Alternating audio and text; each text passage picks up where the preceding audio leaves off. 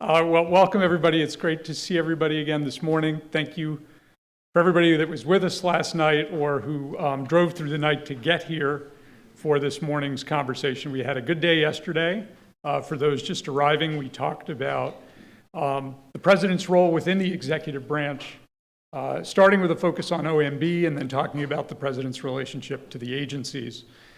We had a terrific night last night at UVA's Rotunda where we looked at 2 case studies of presidential leadership. And today we're now going to get to a really important question that ran through some of yesterday's conversations. It ran through all of the conversations actually yesterday, but we'll focus fully on it, which is the president's relationship with Congress. We'll have 2 panels. The first one will be broadly about the relationship, but particularly with a focus, if we can, on how presidents and Congress make budgets. It's one of the things that the Constitution gives the power of the purse to Congress, but obviously the president signs those things into law.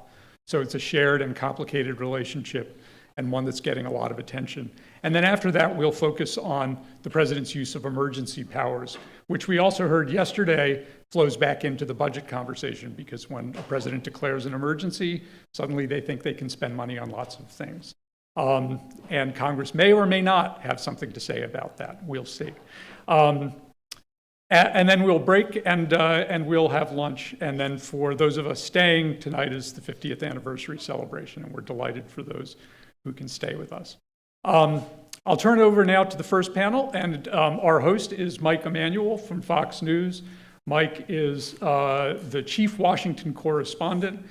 He came to Fox News in Washington from the Fox affiliate in Austin, Texas, where he covered then Governor George W. Bush, jumped on the campaign plane, and then became White House correspondent. He has incredible experience, and he's a longstanding friend of the Miller Centers. And Mike, we're delighted to have you back. So Mike, please take it away. Bill, thank you very much. Honored to be here. Congratulations on 50 years of excellence to the people here at the Miller Center. I look forward to seeing what you do with your next 50 years.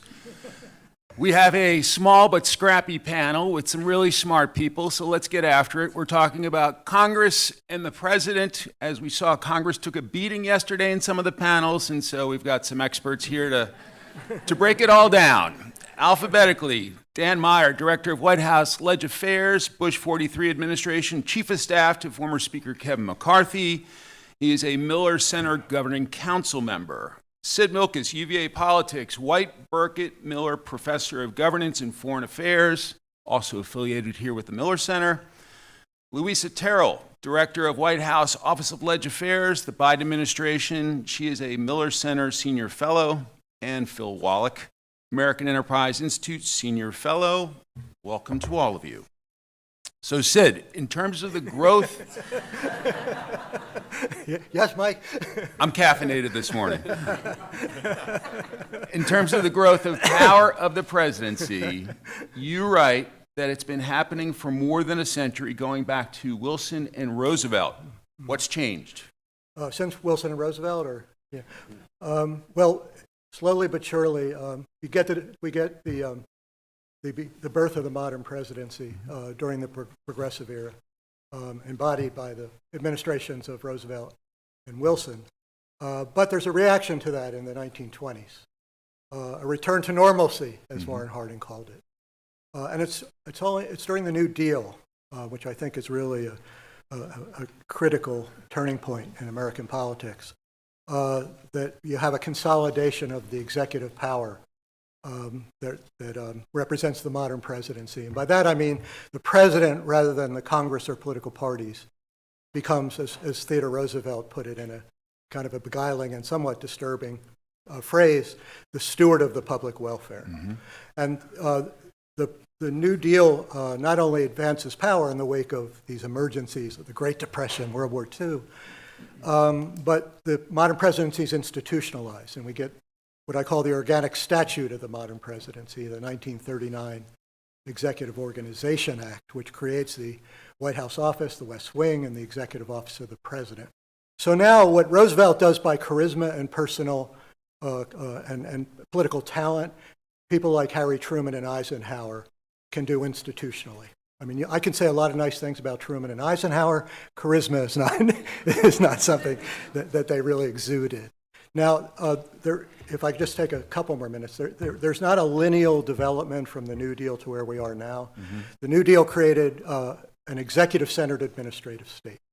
And so the administration of things becomes central, and lawmaking begins to become subordinate to administration. And I think there are three related things that cause that. I'll mention them quickly, and we can dig into these. One is there's a displacement of conflict. During the New Deal, the emphasis was on security, national security and economic security. And there was a strong consensus behind it. And so the presidency and the country was not really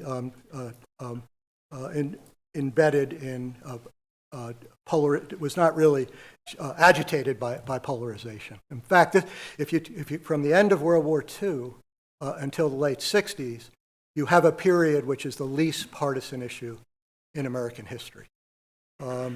That changes in the late 60s because the displacement of conflict leads to a situation where these polarizing social issues, coming from the culture wars of the 60s, civil rights, sexual identity, immigration, law and order, the mobilization and counter-mobilization of really serious cultural change in American politics. Those issues are more polarizing.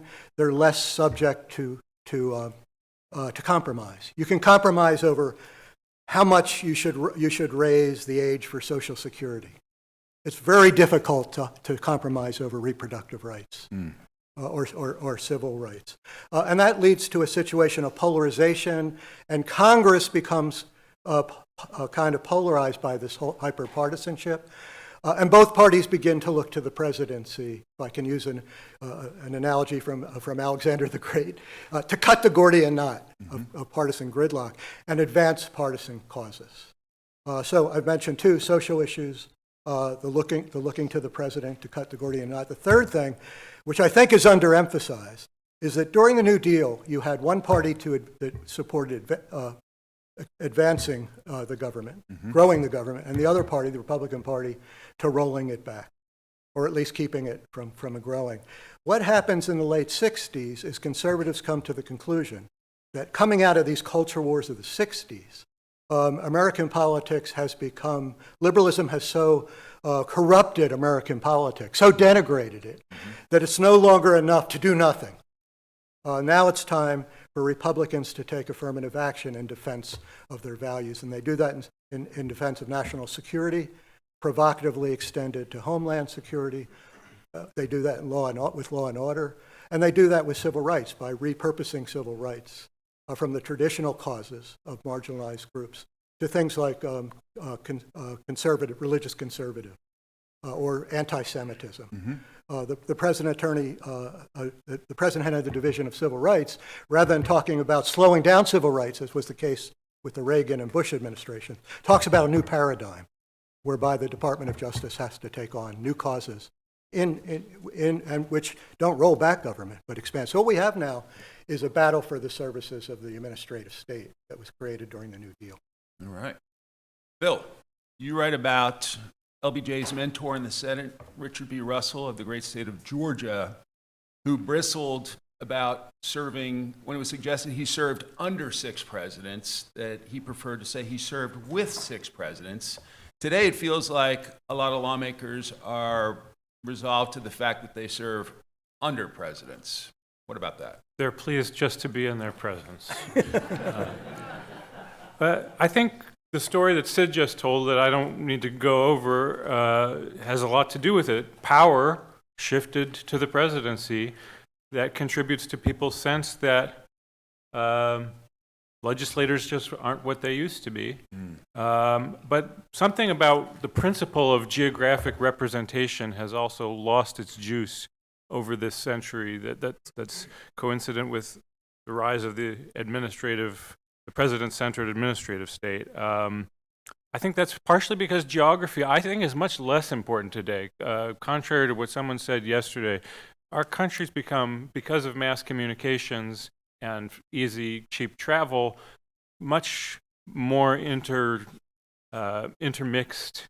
And for Richard Russell, he was a phenom in Georgia, elected Speaker of the House of Georgia as a very young man, governor of Georgia before he ever came to Congress.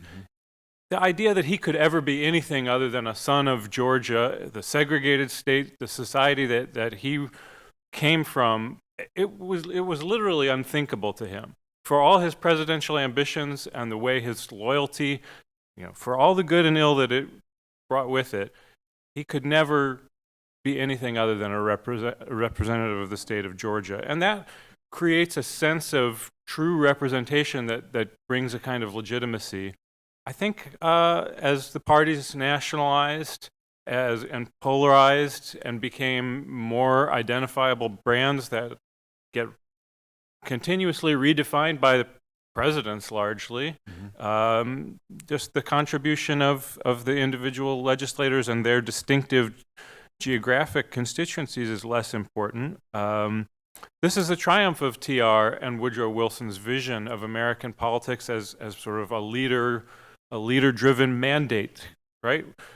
Presidential elections become our way of seeking representation, and the problem is, of course, they just can't bear that much weight. We ask them to decide an insane number of matters once and for all, yes or no, who wins, and as a result, they drive the American people insane because we sense that these are such important events.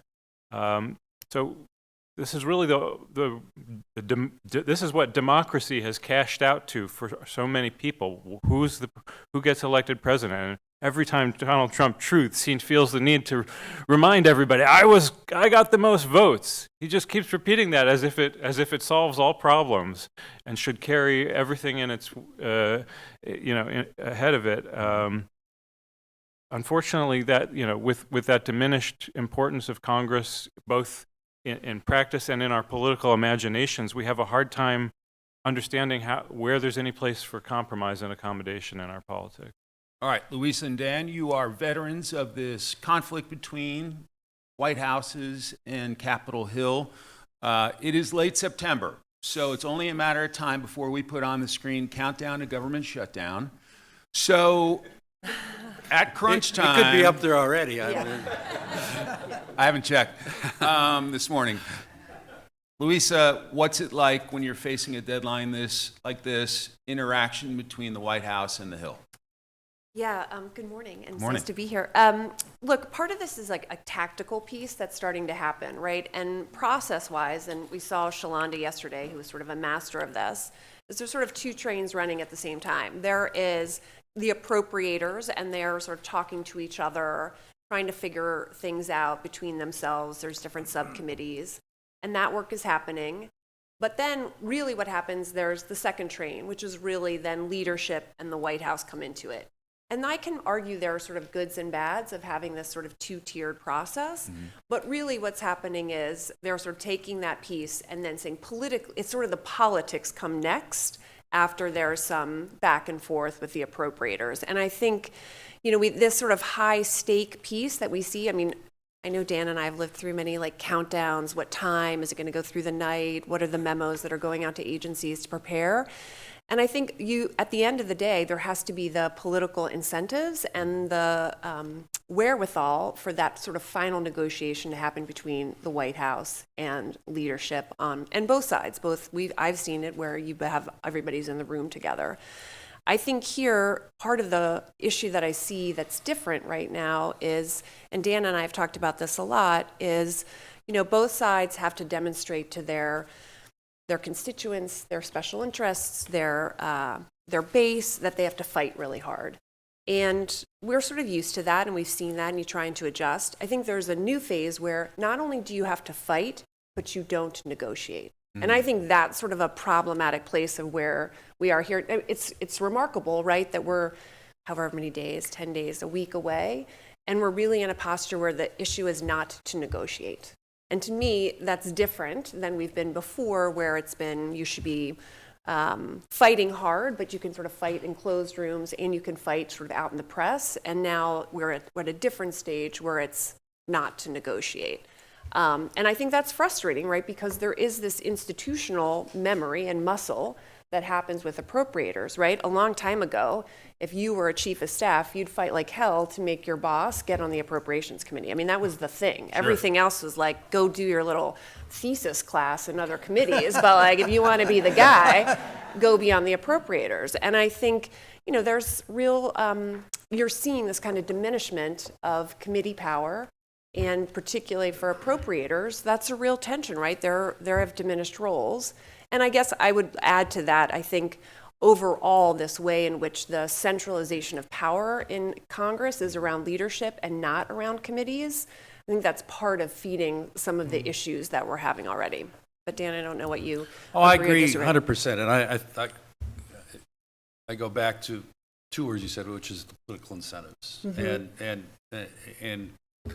you know, right now we're in a moment in time where if you compromise to try to get something done, it's evidence you're not fighting hard enough. Yeah. And you're just going to get vilified. And the best example of that is Senator Schumer, who, my judgment, I'm Republican, but I'm trying to be objective. I thought he made the right decision in the spring for his side to cut that deal. Because, I mean, you look at what I'm reading the news today, that was what a lot of people anticipated might happen back then. And he just got attacked from his own people, and to the point where he can't compromise now. I mean, he's in a political corner by his own side, and that's happened on the Republican side multiple times too. I'm not trying to point a finger at Senator Schumer. That's what they're dealing with right now, and you know, the whole, as Louisa alluded to, right now, members of Congress, when they go home, and I know this happens on the Republican side, and my sense is, based on what I'm watching, it's happening on the Democratic side, is the question they get asked when they go meet with their, excuse me, Phil, or Sid. You're waving the white flag. I know, exactly. I haven't gotten that far yet. It's a little early. No. Congress is coming back. When they go home, the question they get asked by the people on their side is, are you fighting hard enough? Or more pointedly, you're not fighting hard enough. Right. And I heard this often in Republican conference meetings when rank and file members would get up at the microphone to address the leadership saying, we have to fight harder, we have to fight harder. That's what my people are saying, we have to fight harder. And it's like, to what end? I mean, and again, if you compromise, it's evidence you're not fighting hard. It's self-defeating. Clearly, the Founding Fathers did not intend for the government to be funded at 6-week continuing resolutions or 3-month continuing resolutions. So, Hill experts, how do we get back to normal budgeting?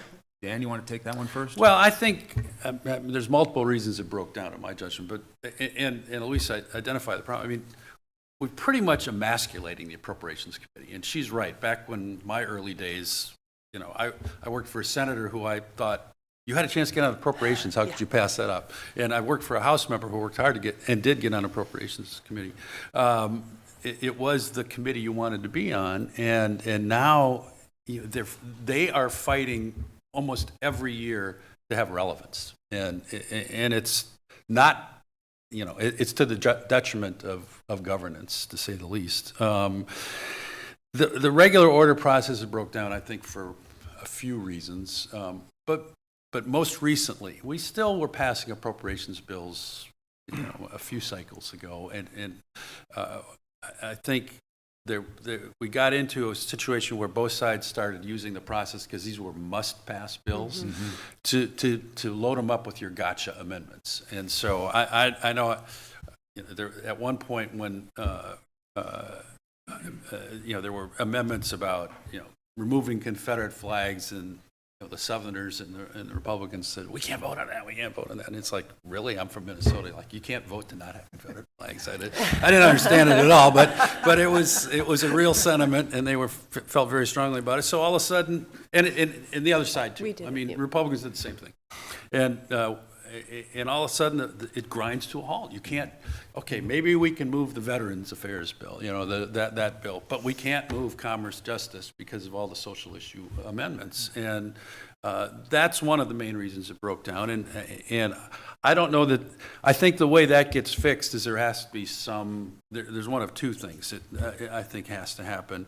One is there has to be some sort of an agreement, whether it's formal, some rules, or that we're going to find another way to have votes on those sorts of amendments. We're not going to use the appropriations process for that. Or you have to have a majority who's just got the courage to, okay, we'll explain away that these are ridiculously political votes, but that's easy to say and it's harder to do. But that used to be what happened when there was an occasional one of these. The majority would just tell the members, we have to vote this down, or we're not going to get anything done. And look at all these other things we want to get done. So we've lost that ability in the recent cycles. Louisa, thoughts on budgeting?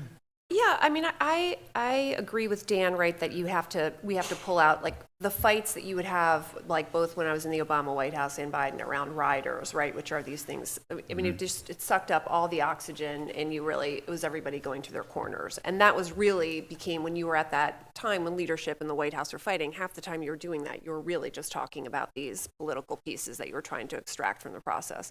So I agree. I do think, not to be super doomsday, I do think what's kind of interesting here is if, as we've discussed yesterday, there is an anti-institutionalism, an anti-establishment that's happening from both parties, right? Mm-hmm. This is on my side of the aisle as well. The problem then becomes you're fighting about something that people like more and more don't care that much about, don't feel the power of. So how do you get in this place where we're fighting about putting together a budget of a government that a lot of people think is kind of meh, right, inefficient, don't feel like it's serving people anymore. You're defending it, right? You're in this kind of doge place a little bit. That hurts. That's harder for my side of the aisle, right? Democrats have kind of come in and said over and over again that we sort of believe in government. And that's not to say that Republicans don't believe in government. We have a different idea around sort of how it wraps around in our families and our communities. So I do think this strain of anti-institutionalism pushback is making some of this harder to have the debate and come to a landing point. It's more sort of what's in the water. Tactically, there are things around committee rules that you could do, get rid of riders. You could do things like, I mean, look, I know this is terrible, but I kind of like earmarks. I don't know. Like, I'd throw those back into it because I do think that is a way, if you're going to try to have some across the aisle stuff, as you say, sort of, could you get back to some geographic, industry, whatever kind of ways in which you'd have a alignment across the aisle. So I think there are tactical things, but I think overall you also need to think about sort of what's the narrative upstairs, and I think we have to think about that as a way. And lastly, I'll say is I'm dubious about the sort of going back and forward, whether we can go back to something. I'm not convinced that that's exactly the paradigm that I would use, right? I think it needs to be something, I don't think it will go back. I think it is something different. And the problem is you have to have a sort of a vision of what that difference is. Now, I've also been around Capitol Hill for like 20 years. It's like the institution that stays the institution. Like if you have a new lunch menu, that's like, oh my God, so there's, I think part of this is to understand the institution has its, like clings to its thing. So I'm not suggesting something radical, Mike. I'm just saying that I think we have to think about it in a more expansive way. Bill, you want to jump in? I think Louisa's absolutely right. We're not going to find a way to go back to what we had. The textbook model is really very long gone. And none of us should really be very distressed by passing a CR in September, because that's what we do every single year. We can't pretend that it's somehow something we can't live with. We've lived with that as a practice for many years. But I think we need to take note that there is somebody with a different vision for how this should work, sitting as the director of the Office of Management and Budget right now. And his vision is that we can just go on passing continuing resolutions forever and let the Office of Management and Budget sort it out. That is a live possibility right now. We are already on a full year continuing resolution right now, and there is absolutely a caucus within the Republicans in the House who would just like to see that happen again, and Russ Vought has made it clear that he would like to see that happen again. So we're in danger of having the appropriations committees and Congress lose not only their sort of back in the good old days form of accommodationist deal-making power, we're in danger of them basically getting cut out of the formal process altogether. And I think just a few years ago that might have seemed unthinkable, and today it really doesn't seem unthinkable. So I agree with that, Phil. I think it's a very dangerous season. You know, this, go ahead. This textbook, I don't know if people know what Bill means by textbook Congress, but anybody who took a Congress class and as an undergraduate knows that this is when you had a strong committee system based on policy expertise. And it was the foundation of it was the seniority system, so members of Congress could develop their professional capacities. And that comes from the fact that with the development of an executive-centered administrative state, in a sense, the president and Congress switch constitutional positions. The president becomes decidedly the first mover, and so Congress passes the 1946 Legislative Reorganization Act, which establishes this strong committee system. And they're charged, it's almost biblical, they're charged with continuous watchfulness over the executive branch. And I think that oversight is extremely important and is still important. But the committee system is greatly weakened. I think you were there, Dan. No, I'm not blaming you. By the Gingrich rules. And then, but it was by Nancy Pelosi when she became Speaker in 2006. I think I had a typo in my essay. She bestowed bipartisan legitimacy on the centralization of power in Congress to the party leadership. I think there's a lot of value to that, but I think you're right, Louise, we shouldn't go back, because this kind of left Congress as with the responsibility of participating in the details of administration. They lost their capacity and their vitality as a lawmaker, and therefore they became more distant from the public, particularly since it was based on the seniority rule. Mike, can I jump in real quick? Sure. I agree we need to look forward, but I think we also need to address the real problem, which is, again, going back to Luis's point about political incentives. Congress, the House in particular, they run every 2 years. That's the way the Founding Fathers designed it. And if we don't address the political incentives and what right now, and I think we may talk about this a little more, I expect we will, but right now, new members come to Congress not with the intention of trying to get things done and figure out how they can govern more on their terms than the other side's terms, which was the way it was. When the committee system broke, there was more centralization of power. 28 years before I was McCarthy's chief of staff, I was Gingrich's chief of staff. But we did pass all the appropriations bills in 1996 separately. And the system worked, and he would preach to the Republicans when the Democrats would oppose in what ways they thought were outrageous. He said, look, he quoted a speaker from the 17th century who said, the purpose of the majority in Congress is to govern, and the purpose of the minority is to try to become the majority.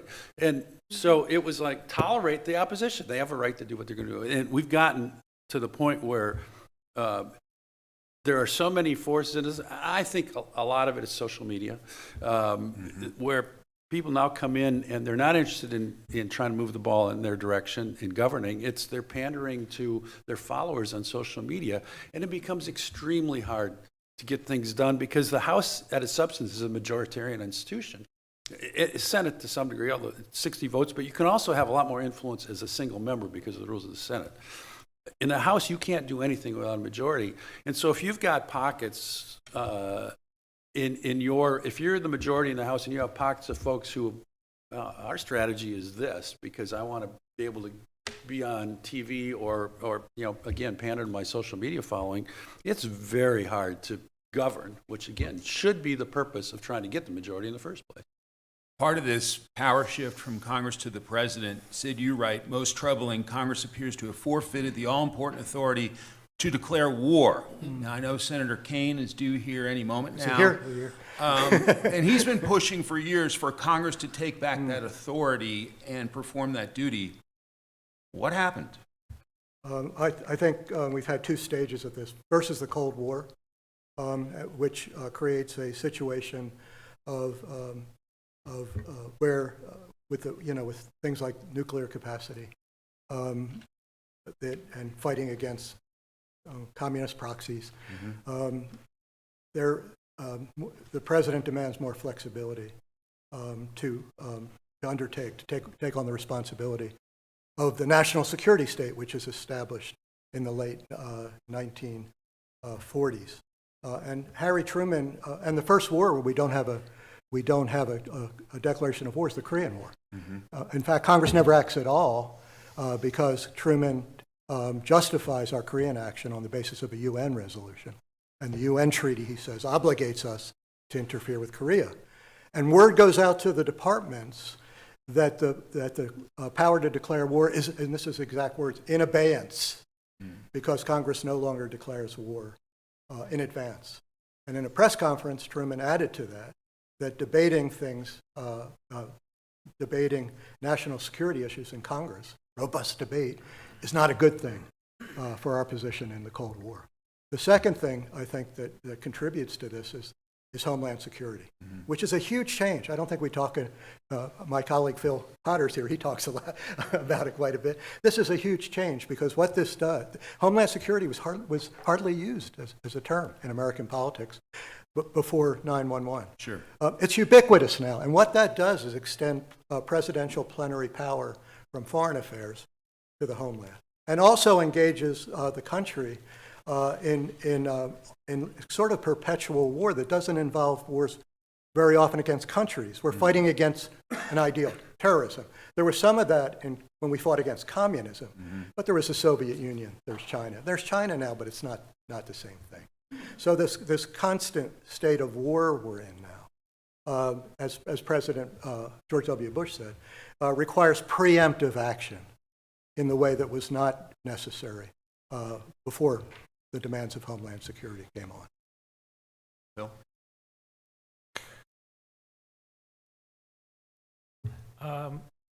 Yeah, I would just add a little rider that I just don't, we go through this song and dance when we have the president deciding to bomb people, where the opposing party says, oh my gosh, can you believe he's doing this without coming to Congress first? But I don't really think anyone's heart is in it, to be honest. A lot of the sort of changes in the relative powers of Congress and the presidency are fully internalized in the minds of the legislators themselves. And I think this one is sort of long gone. And maybe it's sort of getting pushed to new places where, okay, maybe the president can't just decide to blow up anybody because it's in the national security interest. That seems troubling. Certainly not 3 people in a speedboat in the Caribbean. So, we're sort of testing out the limits of just how irrelevant Congress is willing to be.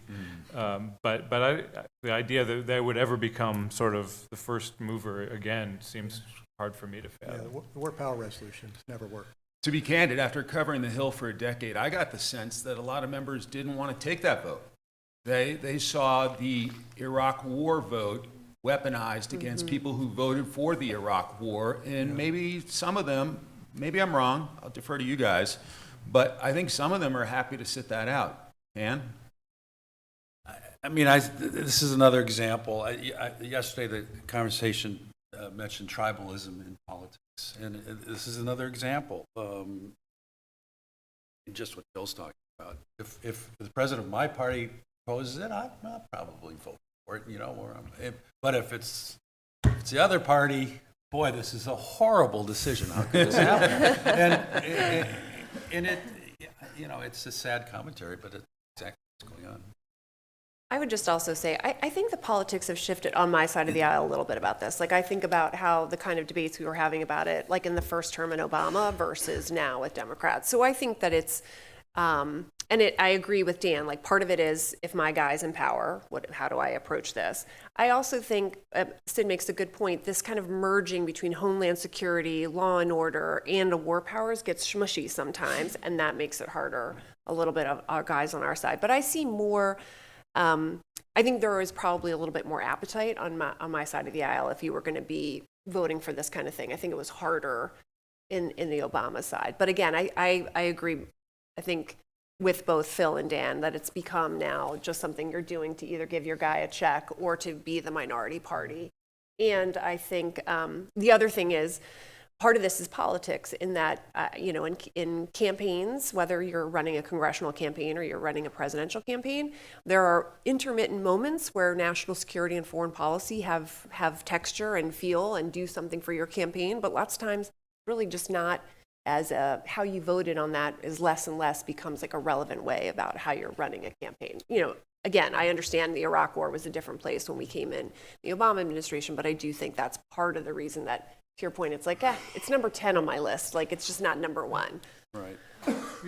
Oh, go ahead. Well, I was just going to add, one of the things we haven't talked about, it's not just, don't just apply it on the war votes, but it's pretty much across the board, is the fact that there are, and they talked about this a little bit yesterday, that there are so few swing districts anymore. Right. That the election you have to worry about if you're an Yeah. incumbent member of Congress is It's your just your primary. base, yeah. So if you vote for a conflict, if you vote for George W. Bush's Iraq War, you might have an issue in a Democratic primary because somebody's going to run to your left, and likewise on the Republican side, they're always watching to see who's going to try to get to their right, and which again makes governing, whether it's a war vote or any other type of governing, appropriations votes, very difficult. Yeah, I agree with that. Don't you guys think that Hillary Clinton not voted for the Iraq resolution, that she would have been much more successful in the 2008 primaries? I mean, Because Obama had the good fortune of not being in the having to Senate do that. then, I mean, I take your point. I take I'm your just point. following Yeah, what I'm no. saying. I take your point, Sid. I think obviously a lot of part of that presidential election was really a reaction to the war. So I don't think you're wrong on that. I guess I would just say that there are a confluence of reasons around that. So I'm not said like gonna- a true political yeah, scientist. exactly. Thank you. I think I'm gonna veer on confluence here of why. But I do take your point. Obviously, sometimes we forget how live that was at the time, right? Looking back on it, sometimes it doesn't appear that way. I was at the 2016 National Democratic Convention, and of course Bernie Sanders ran a very strong insurgent campaign, emphasizing quite a bit Hillary Right. Clinton. And the chant that went up, I thought I was back in the late 60s. Was no, So it's like, yay, it's no- back. all those, the Bernie supporters were yelling every time the Homeland, any time the war on terror was mentioned, no more war, no more war. It was an echo of the anti-war Vietnam movement. But it's interesting now, the politics, right, about the sort of the no more war is coming from the other side of the aisle, about that isolationism that is really coming. It's just an interesting switch there. And that is part of the reason, Sid, I think on my side, it's a little bit more mixed up, right? Because how do we respond to a big part of this isolationism that's coming from the side of the Republicans? Yeah. I'd like to pick- Sort of isolation, neo-isolation. Sorry, whatever the proper academic term is, of course.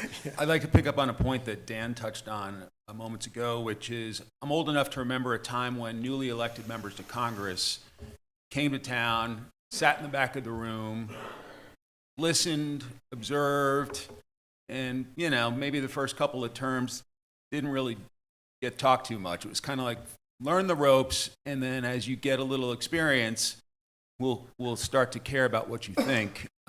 These days, folks come to Capitol Hill with 4 million social media followers, and they're celebrities in their own right, at least to a certain audience. Or they want to be. How difficult is that as a former McCarthy chief of staff to manage? It's extraordinarily challenging. I'll give you a quick little anecdote.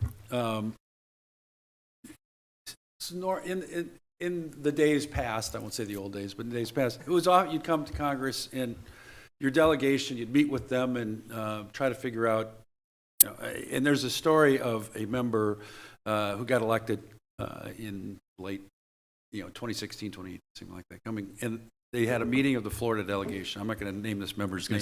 But But if if name names? But if you're, well, let's just say as a former McCarthy staffer, this is maybe your least favorite Republican member of Congress of all time. Matt Gaetz? Yeah, I wasn't going to name names, Yeah. and so the Florida Republicans meet together, and they said, okay, let's try to figure out how we want to help our freshmen get on the right committees that they want, that they need to be on. And we've got this member who's on armed services, so we're not going to have another one of those. So, and it came to this freshman, and he said, I don't care what committee I'm on. I'm here to be on TV. And and this story got told in all the circles, like, can you believe this guy? And it turns out there's a lot more like that than we think. And he was maybe just more on the front edge of it. It's extraordinarily difficult for leadership when this sort of thing happens, because that's, if your purpose for coming to Congress is not to try to get things done, then the people who are responsible for getting things done have a much harder job. It's very simplistic. I think an embellishment on that is also this running for Congress by running against Congress is not a new phenomenon. Yeah. It goes back a ways, but it gets kind of taken to a new level if we have lots of legislators who are basically spending a huge portion of their time telling whoever will listen to them that their colleagues are corrupt and the whole place is rotten, and even the ones in their own party, right? It's just hugely damaging to any ability to regenerate trust, as we were talking about such a difficult problem yesterday. And, you know, I hate to be the guy who gets so dramatic, but maybe I don't. You know, if you look at what happened in 1930s Germany, you had anti-system legislators come to dominate the legislature. People who were getting elected but saying the whole system stinks and I hate it and I would tear it down if I had half a chance. Yeah. And I just feel like we have that growing sense on both sides of the aisle in this country. There are forces on both sides who are getting elected, but their whole message is, I'm not really going to participate in this awful process. I'm going to do everything I can to blow it up. Can I just say two things that sort of for Phil and Dan? I think part of what Dan described and what we've witnessed is part of managing your caucus in this time. It is so hard.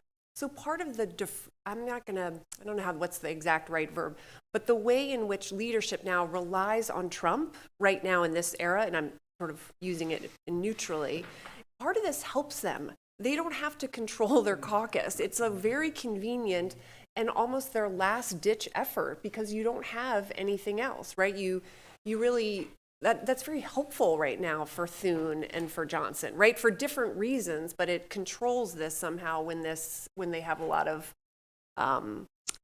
divergence amongst and the reasons why some people are in their caucus. So I would put that in the category sometimes where you see the deference that Congress is paying. Part of that is like, I got no choice because I cannot control the cats unless you have Trump in some ways. So I put that in that court. The other thing I will say is I have, I agree there's the anti-government kind of folks who are running, and part of it is a generational change. So I think some of this, we have to look at this with some level of positivity. I think, and that's a good thing, and that it's going to be slower in some pockets, but I do think that's an exciting part of this. The other thing I'd say is sustaining your brand as a disruptor and an outsider in Congress is actually hard.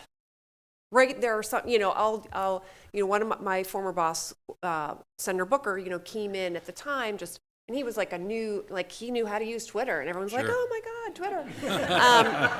How do you do that thing, right? But I think there was nervousness of like that Corey kind of came to this with so much heft and power outside of it. And if you look at how he's used that in his caucus to say, hey, learn how I'm using this, he's sort of become a leadership. Look at someone like AOC. I mean, she is incredibly talented of putting up her phone and spending an hour knitting and talking to people about what she's seeing and hearing. And I would argue she's much more of an institutionalist in some ways than when she first came to Congress. So I don't think all of this is like the end of creation by using social media, right? I'm not dismissing, I agree with Dan, I agree with Phil, but I just think the renegade piece of this, you think about how you sustain that. Even someone like Senator Fetterman, right? Like how he came in and how to use it and what do you do with it? It's just hard. So it's problematic for sure, but I do think we should this is like chapter 1 of this, right? And we'll see how some of that evolves, I think. I wonder how Louisa and Dan think about this, the relationship between the institution and the individual member. So the Congress has always been, people have always been skeptical of Congress as an institution. There's a quote from Mark Twain.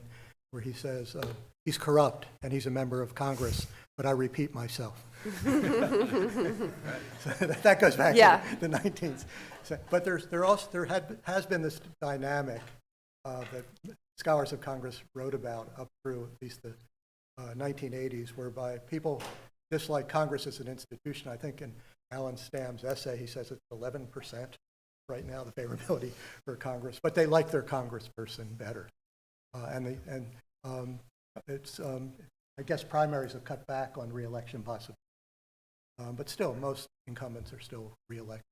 Do you think that still holds, that even though, because Congress is, it's set up to be the representative institution, not the administrative institution, not the adjudicating institution. It's really the cornerstone of a representative democracy. Is that still there? I mean, I guess I think part of that is, I'm just not sure. Like, I think obviously if you look at, I think that more and more people are checking out of this entirely. And even if like Phil's my local guy and I like him, I went to high school with him and I'm going to still show up or give him money for his, those personal connections drive that. But if you look at this, even again, a presidential year is different than a midterm year clearly, but you just look at sort of the numbers and what it takes to sort of bring out voters again, I think that diminishment is, I think that's significant. Now we've seen crummy numbers for Congress like ever since like forever. So I'm not saying that's dynamic has changed, but I think this idea of a more, I call them like a fickle voter, right? I think we've had these interesting conversations that I've heard about independent voters, swing voters. How do we rethink of that, particularly in the wake of our most recent presidential? This kind of fickle voter to me feels like either you've grabbed them with the sale and you're going to like click on it and you're going to buy the shoes and buy the guy, or you're not, and it doesn't matter to you as much whether you've made that choice. To me, is that enduring? Is that just a product of where we were on 24 and all the messiness of that? But I'm not sure this kind of idea of an enduring value set about I want to vote for my guy and I still believe in that. I'm a little Just wary. look how little resistance anybody has put up to all the gerrymandering stuff going on right now. Right. There's partisan resistance to it, to say, I don't want to lose this advantage. But how many people have actually articulated the principle of you are damaging the representative system here? Poor Adam Kiley Kevin Kiley of California, who's likely to lose his seat. He's the only one who's been making this argument. It's a really excellent example. I mean, I think the debate around the redistricting, the absence of that is very telling. I agree with that.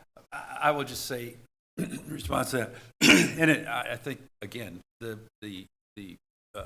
fact that there are so few purple districts has been detrimental.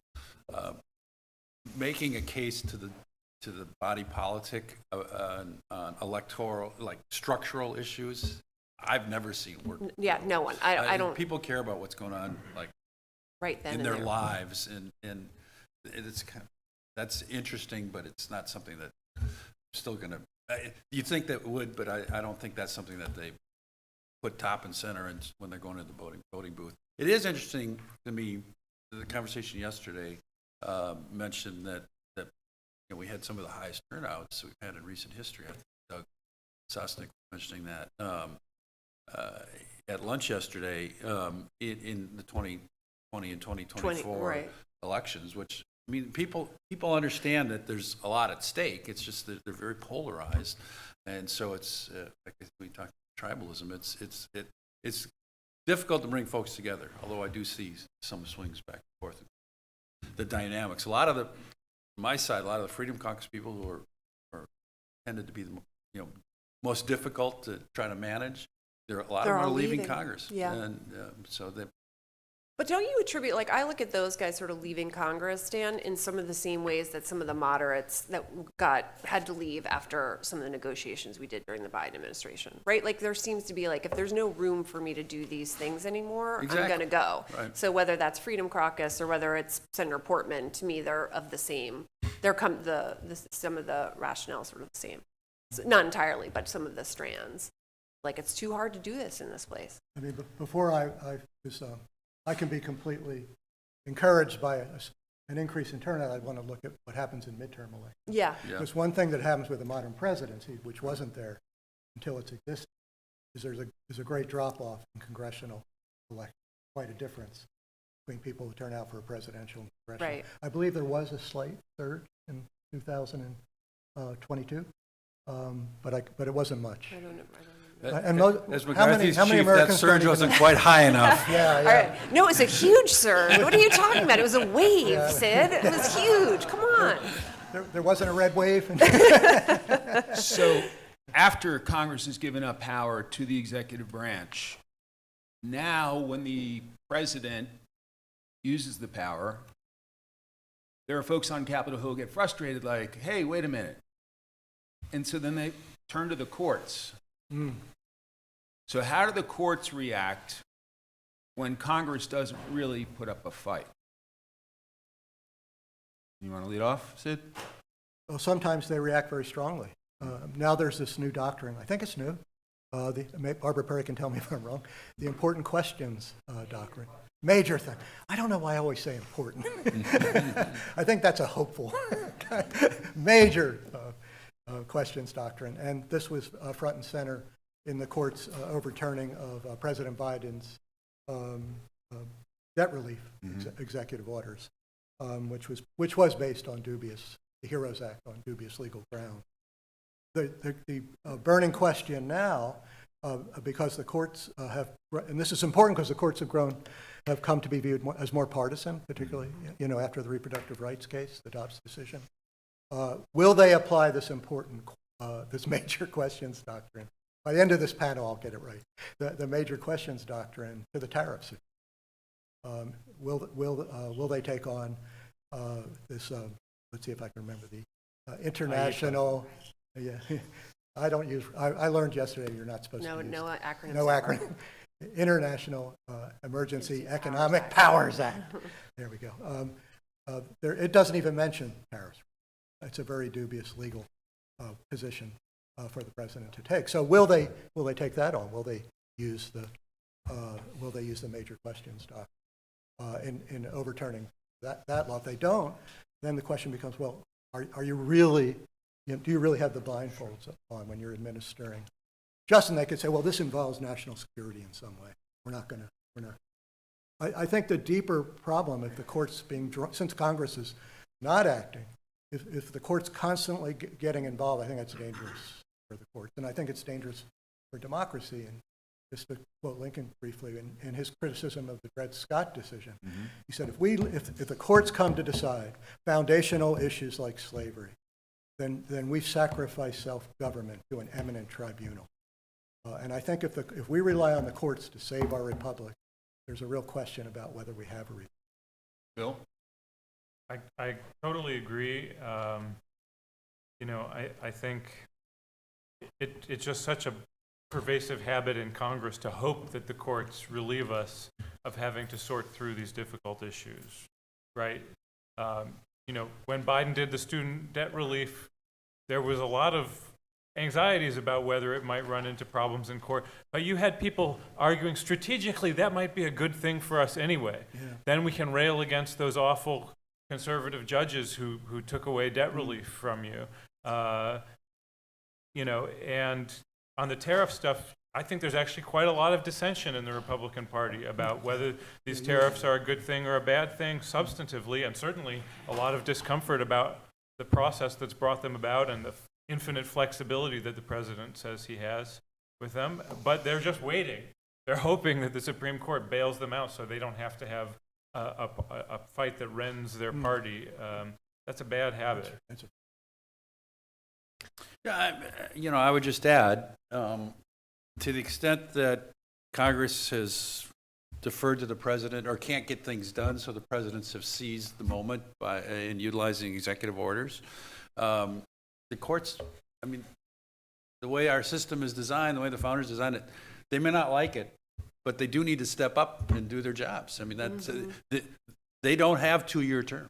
They have lifetime appointments, and so they have to take on these tough things. And maybe it's lack of courage on the part of Congress that they won't deal with it. But I do think if they do their jobs, and like the student debt thing, if presidents are exceeding their authority with their executive orders, and this is going to be discussed in the next session in more detail.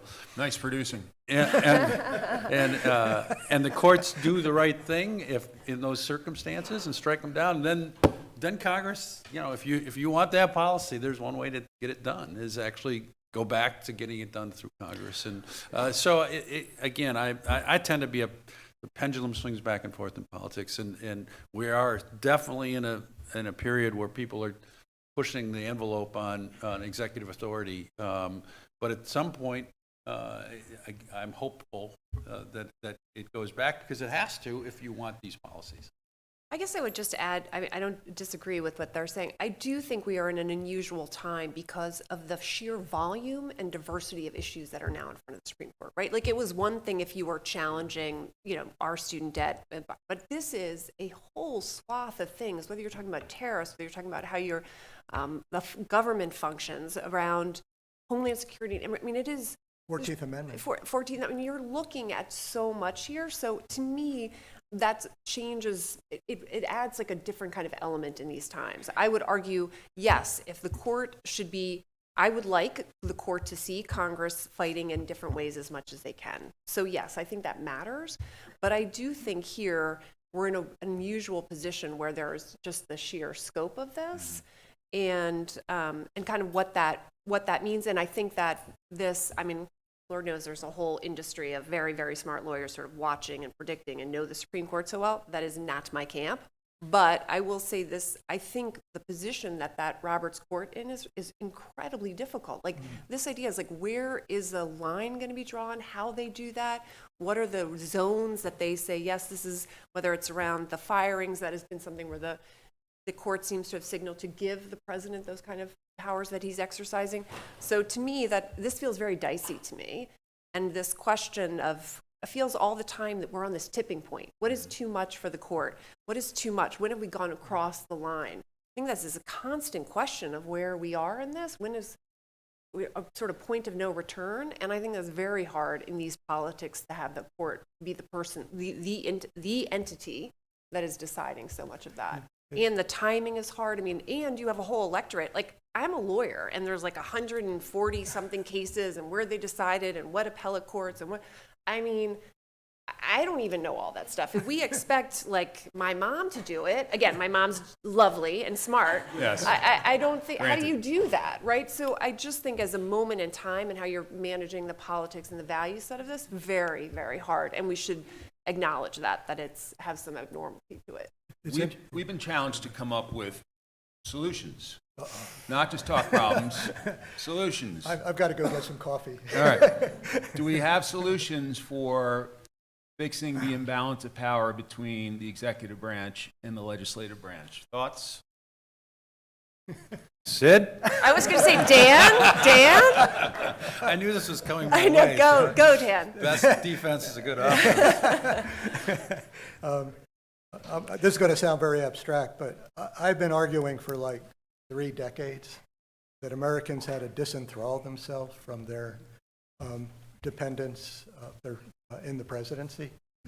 That I don't see how you, a country of over 300, a diverse country of 300 million, over 300 million people, can invest so much faith, so much power in one individual, and still say they're doing something like Jefferson called self-government. It just seems to me to be a very, very mischievous.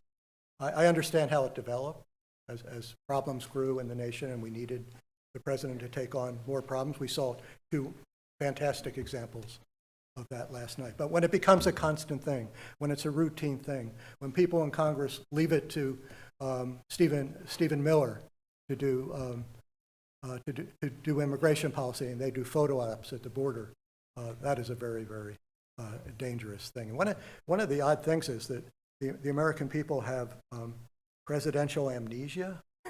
So when, like Bill shows some graphs that the American public is worried about presidential power, but Dan and Louisa alluded to this with respect to Congress. When a Democrat's in the White House, Democrats don't worry about it. When a Republican's in a White House, then Republicans don't worry about it. So we have this odd situation where the American people look to the presidency to be their savior. And with President Trump, this has almost become literal. But half the country hates the president.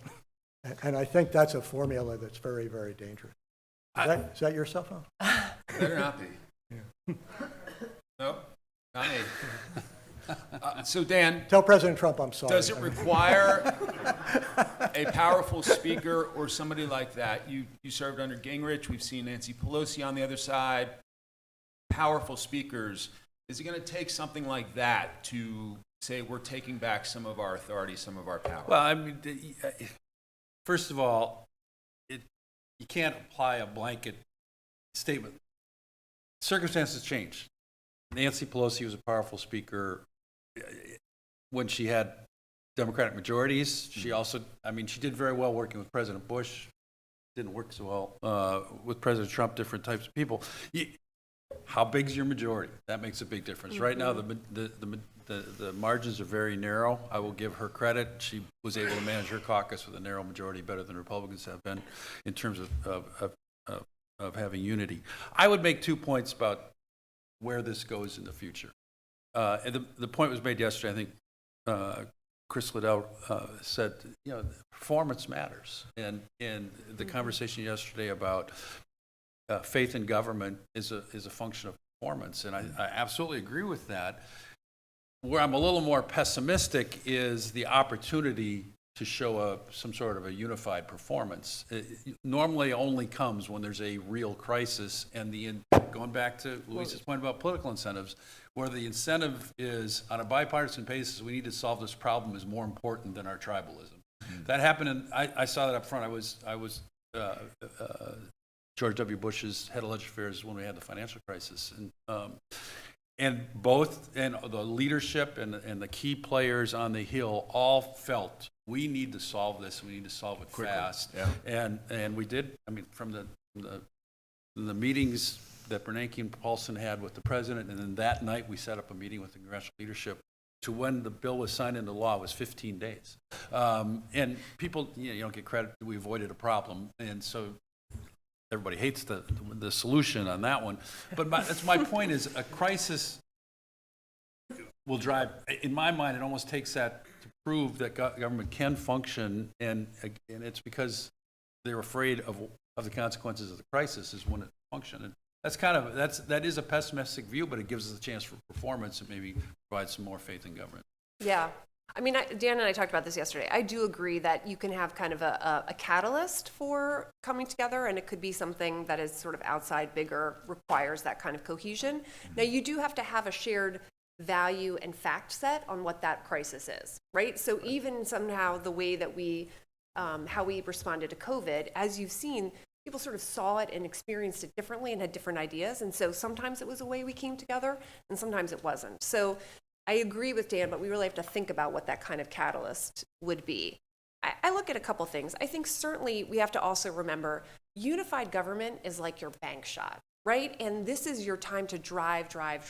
And I'm not saying, I think certainly from my side, I can sit here all day about things that I think are super troubling and out of the norm. I have a very specific viewpoint, but nonetheless, you have to give credit where credit is due. When you have unified government, you got to go fast, hard, and you got to lead. And part of what you want when you're president is, look, fellas and gals, like, get in line. This is what we're doing. This is the only time we're going to do it. Trust me, go. You got to be part of the team. We wanted that, right? We wanted it when we came in with Obama. We certainly came in when I was with Biden. So some of that is going to, ebb and flow when you come up to 26, where I think, we're going to have a great wave, but whatever. I think part of this... Mark the tape. Yeah, mark the tape. I'm going to go out there. I'm going to stand by this. I feel very comfortable with that. So some of this is going to see some ebb and flow that you're going to come back in 26, right? And you're going to be back in divided governments. That's going to be some of this. I will say what we haven't talked about, and because I'm kind of a Senate girl at heart, I do think it's interesting in this time when you look at the way the Senate has behaved, particularly around nominations and blue slip.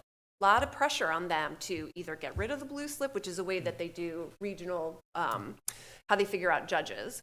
But they held on to blue slip, and there was pressure on them to do recess appointments. They didn't. Now they changed the rules, like we can talk about that. But I do think there have been some ways where the Senate, to me, there's some protective piece about that, about their power, and I think it's an interesting way they've kind of held on to that around the nominees. So to me, there is some of that. And then the last thing I'll say, and I think Doug Sosnick said this yesterday, and I'm sad to say, like, I'm kind of the people that have to die off, but I do think this kind of generational change and the excitement about how do you kind of harness a different kind of politics, about how you communicate with voters, like, I think that is coming.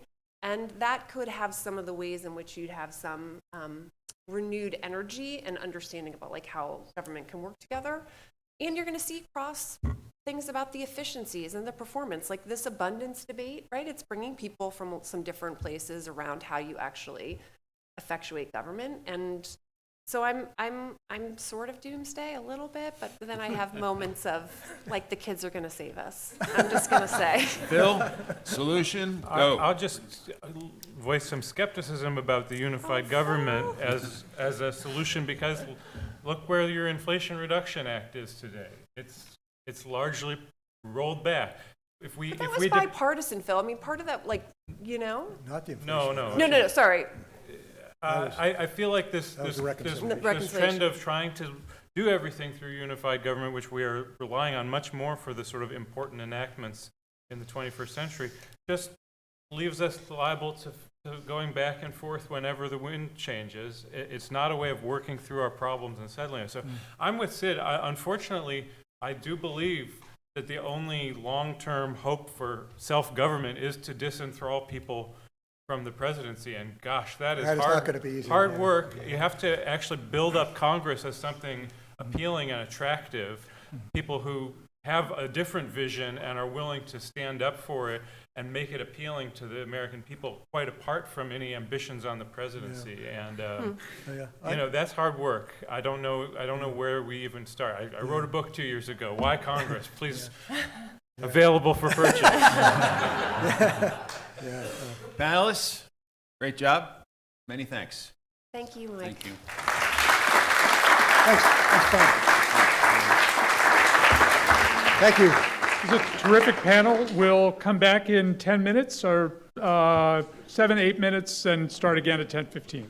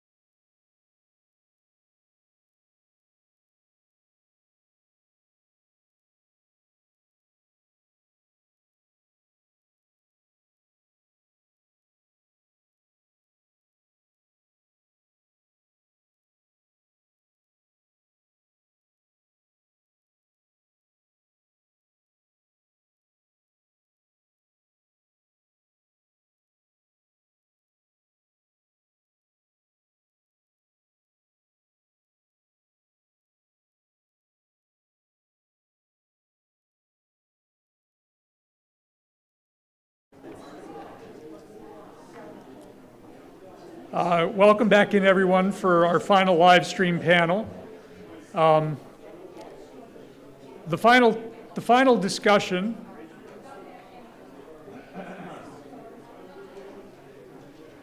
Why don't we get those doors, Mike, and I'll start.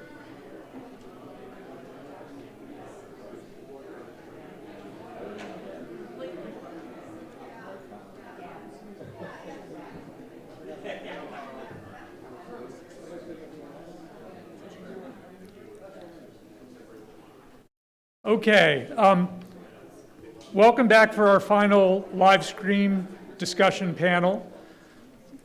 This is on a topic that's been mentioned, I think, in every panel so far. And at some level last night, it was part of both of the case studies. The PEPFAR was the President's Emergency Plan for AIDS Relief, and the raid on Osama bin Laden was certainly under the President's power to act on national security issues of emergent nature.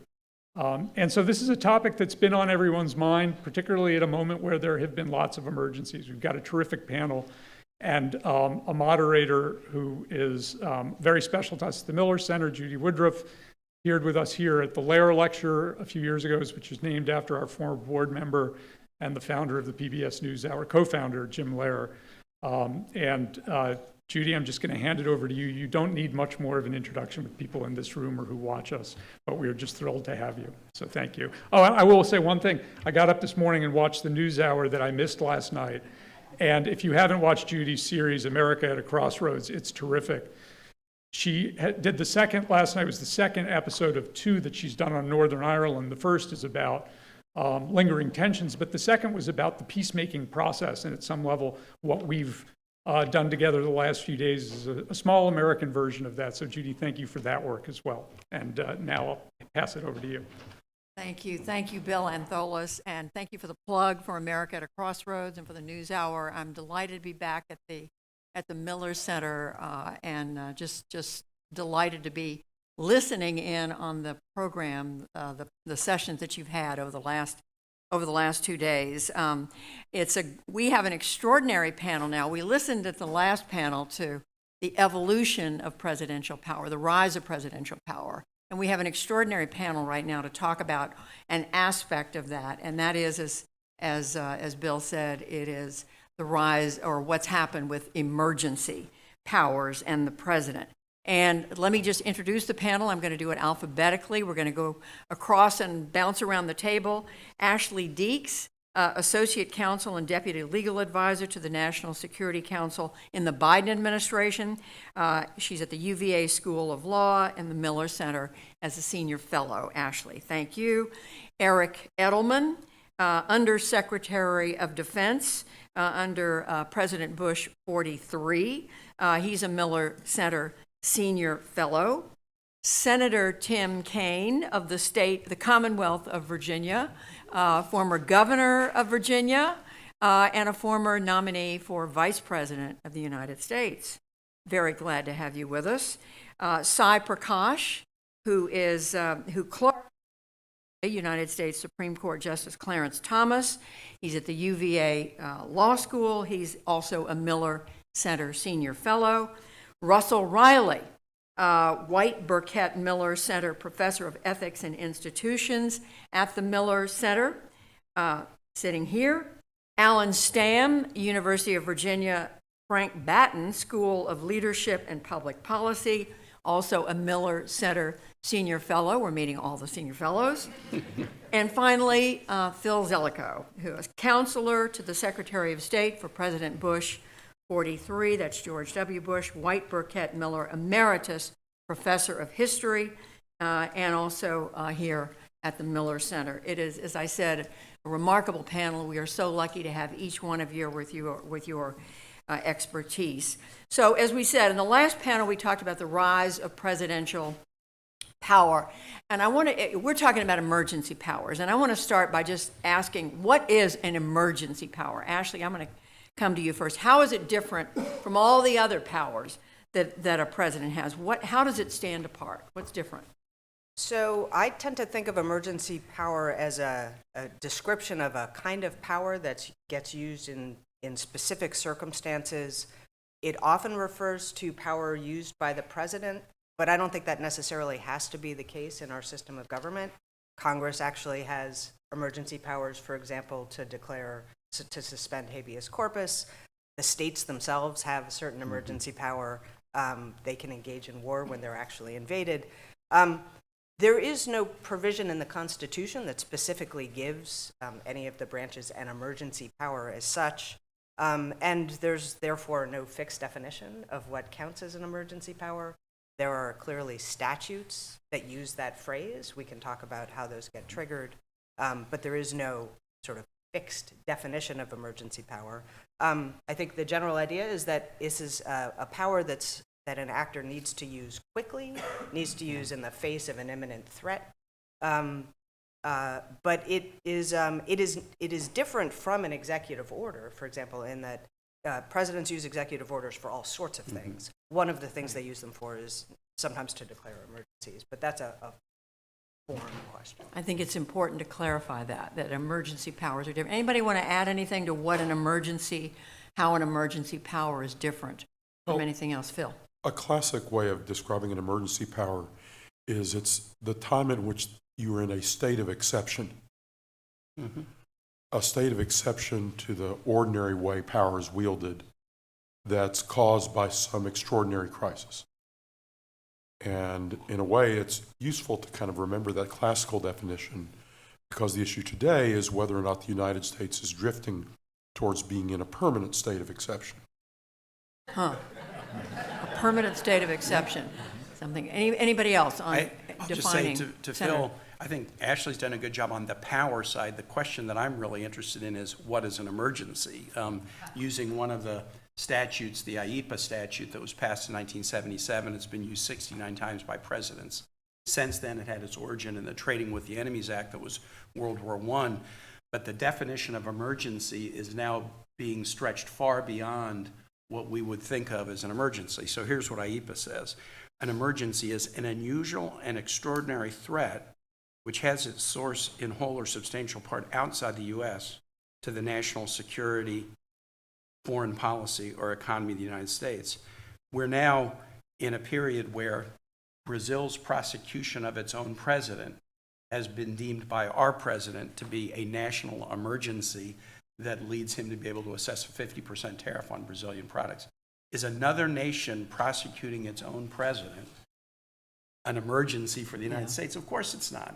We're in an energy emergency now declared by the president on day one. We're producing more energy than we've ever produced in the history of the United States, not only renewable, but oil, gas as well. But we're in an emergency that the president is using to end-run regulations. So it's a state of exception, I agree with that. But the definition of emergency has gotten so plastic that it has enabled the president to do a number of things that allows him to end-run Congress. So who defines what the emergency is? Is it the president alone? I mean, who defines that? You just said there's no written definition of emergency power. Well, except in the law that Senator Kaine just quoted. And so then the issue is, okay, if you're acting under the formal emergency powers of that law, then you have to comply with the definition Senator Kaine just read. Now, courts are very reluctant to second-guess a presidential determination that this is unusual, extraordinary, et cetera. But this president is now testing the boundaries of what courts will review, because there are other judicial review doctrines that are now coming into play, because in general this court's been reluctant to delegate to the president unlimited, unbounded power that has no reviewable criteria. They look for, they call some kind of intelligible principle that can guide the delegation of power. I think the urgency is a key factor in that. So in other words, rather than have a debate about whether courts can second guess, gee, is that a problem or not, which is hard to second guess. Instead, my suggestion to the court is look at the question of, is there time for Congress to act on this problem? If it's an unusual, extraordinary case that where action is required literally in hours or days, there's a case that you would give maximum deference to the executive for the use of emergency powers. But say a case like, tariffs, where, the problem is, of course, decades long, and you can go to Congress. If you want tariffs, go to Congress, which has the tariffs power under the Constitution, and ask them. And they say, well, there's certainly not a situation in which there's no time to go to Congress. See, like in our ordinary lives, that's what an emergency means. Right. There's a sense of urgency and time. I've got to get you to the doctor right away. And if there's no time to go to Congress, that's one case, nuclear war. But if there is time to go to Congress, then I think it's possible to try to interpret these authorities in ways that confine it to a situation that is truly urgent and confines these powers in some way. Let's talk about, If I might just add sort of Alan Stam, yeah. So the first is, I think that what constitutes a threat depends on so for example, the United States trade strategy is. So if our post-World War II trade strategy is built around international institutions through multilateral management of trade, if one of our trading partners decides to unilaterally put in place what would be illegal tariffs, that's not a threat per se because we have a system to adjudicate that through the WTO. But if we have a president comes in and says, I don't believe in that system, the United States we're going to go America first and we're going to be mercantilist because we don't believe this other institutional framework is capable of addressing our needs, then when a single country enacts a tariff, countervailing tariff or non-tariff barrier to trade, it becomes politically far more tenable for the president to frame that as a threat and then to weasel that in. The other aspect with Congress has to do with, and this is something that's been a theme over the past day and the morning, is the belief that Congress is becoming increasingly incapable of acting. And so, again, our understanding of what a threat constitutes, I think Phil's observation, I agree wholeheartedly that in our personal and contemporary notions of what constitutes an emergency, there is this time crunch aspect. But the other, from a political perspective, a president may look and say, well, look, 2.5 million, 5 million, 12 million jobs have left the United States and gone to our trading partners that are violating the spirit, if not the law, of other trade agreements. Congress is incapable, as they've demonstrated, not through law, but through act. Someone has to act. And so I will deem this a threat and then use that as the way to turn this into an emergency. I want to get to the history, but I also don't want to ignore, some of you want to weigh in right now. I was going to weigh in. Philip, you suggested that it's sort of a two-pronged question about an emergency. One is the magnitude of the issue confronting you, and one might reasonably look at what's going on today and suggest that there are certain things that a reasonable person could claim constitutes an emergency based on the magnitude of the issue. Fentanyl. Right. That would be one. But your second box is time urgency. Is it truly the case that there is not an opportunity for Congress or the legislature to act in this case? That creates a very different kind of dynamic in the discussion. I would suggest a third thing that needs to be dealt with, and that's a prudential question. It is, what are the costs to the political system of engaging in or using emergency powers in this particular episode? An example from real life. I can occasionally pull an all-nighter if I have to, I mean, I don't do it very well, but if I have to study, if my son calls up and he's not feeling well and I need to get to Washington to look after him, if my parents are sick and I need to go see them overnight, I can drive all night. Maybe I could do that 2 days in a row. But I couldn't do it over and over and over again. There needs to be a prudential consideration about what the strain and stresses are on the system, in addition to these two factors that Philip's already identified. Judy, there's many in your audience may wonder, yeah, but we just heard this panel, how Congress is incapable of doing anything. Surely Congress can't act on a quick basis. But actually in real emergencies, it can. When we had 9/11, Congress passed extraordinary legislation right away in response to extraordinary work by Josh Bolton, who's here, and others, to prepare a legislative package for the Congress on a whole variety of problems, compensation of victims, things for the insurance industry, a number of issues that had to be addressed right away. Congress acted. Take COVID, 2020. In 2 weeks. In 2 weeks, Congress passed gigantic legislation that ultimately moved something on the order of $5 trillion in discretionary spending, either in tax relief or actual spending, literally within 2 weeks. So if there's a genuine emergency that rivets the country, actually Congress has proved it can move. You're right. Josh Bolton, the 15, what is it, we heard this morning, 15 days, it took Congress to do something about the financial crisis in 2008. The history, give us a sense of where have we come in our almost 250 years. Russell, you've written about this. Yeah, certainly.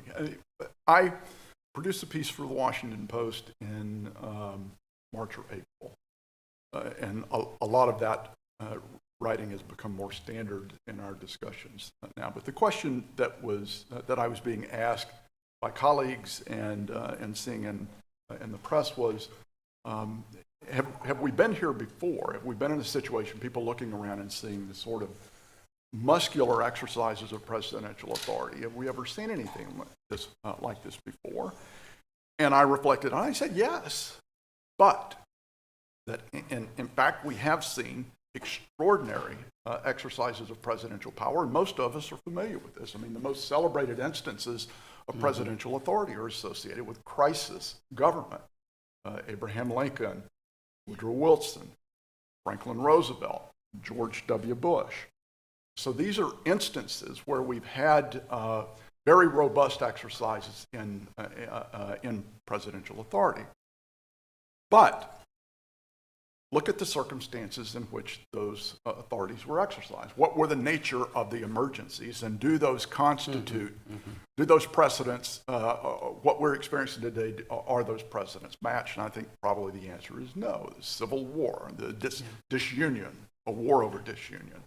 World War I, the Great Depression, the collapse of the economy. World War II, the attacks of 9/11. I think most of us will recall where we were on 9/11 and what our feelings were and our sense of yearning and hoping that the government would be able to respond to that. So, yes, we had it, but there was a very specific set of conditions that I think any reasonable human being would declare to be an emergency.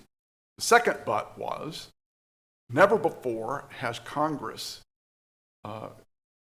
essentially completely disappeared from the landscape. In each of these historical episodes, although the presidency was front and center in the national exercise of power, Congress still existed as a sort of policing the outside boundaries of what presidential authority would look like. This was true under Lincoln, certainly true under Woodrow Wilson, who ran what was essentially a kind of parliamentary government during the First World War.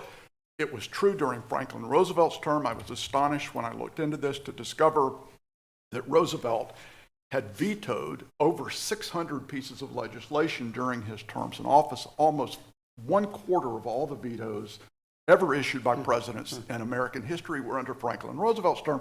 This is astonishing because we usually think that Congress was completely compliant. No, they were exercising their authority in the way that they thought that they should, and forcing Roosevelt either to accept what they were promoting or to exercise his negative against it. So that was the second but. And then the third one we'll talk about, I think, in a little bit, which is that these exercises never extended forever. They were ended abruptly, precipitously, and I think that holds some lessons for us that I think we'll probably talk about later. What else about precedent out there? What have other presidents done that would in any way have opened the door to what we're seeing today? Well, I would just say two things that President Trump is doing that other presidents haven't done is his use of declaration of emergency to justify tariffs. The IEEPA statute went in place in 1977. It's been used 69 times. only President Trump has used it to impose tariffs, and that's the case that's in the Supreme Court now. The second thing that President Trump has done with emergency powers is he's used statutes against allies. If you look at the list of IEPA emergency declarations and the actions undertaken under them, they're usually against adversaries or in parts of the world, undergoing massive civil war and instability. Using IEPA against Canada, using IEPA against every nation in the world, no one has been using this set of emergency powers against allies. I just got back from Canada 2 days. 25 Virginia businesses, Virginia Free, we went up to do a little diplomacy mission. And when they say, hey, we've been with you in every war since 1812, we're your best, we're your best trading partner, and you're calling us an emergency? You're claiming that we're causing the fentanyl problem?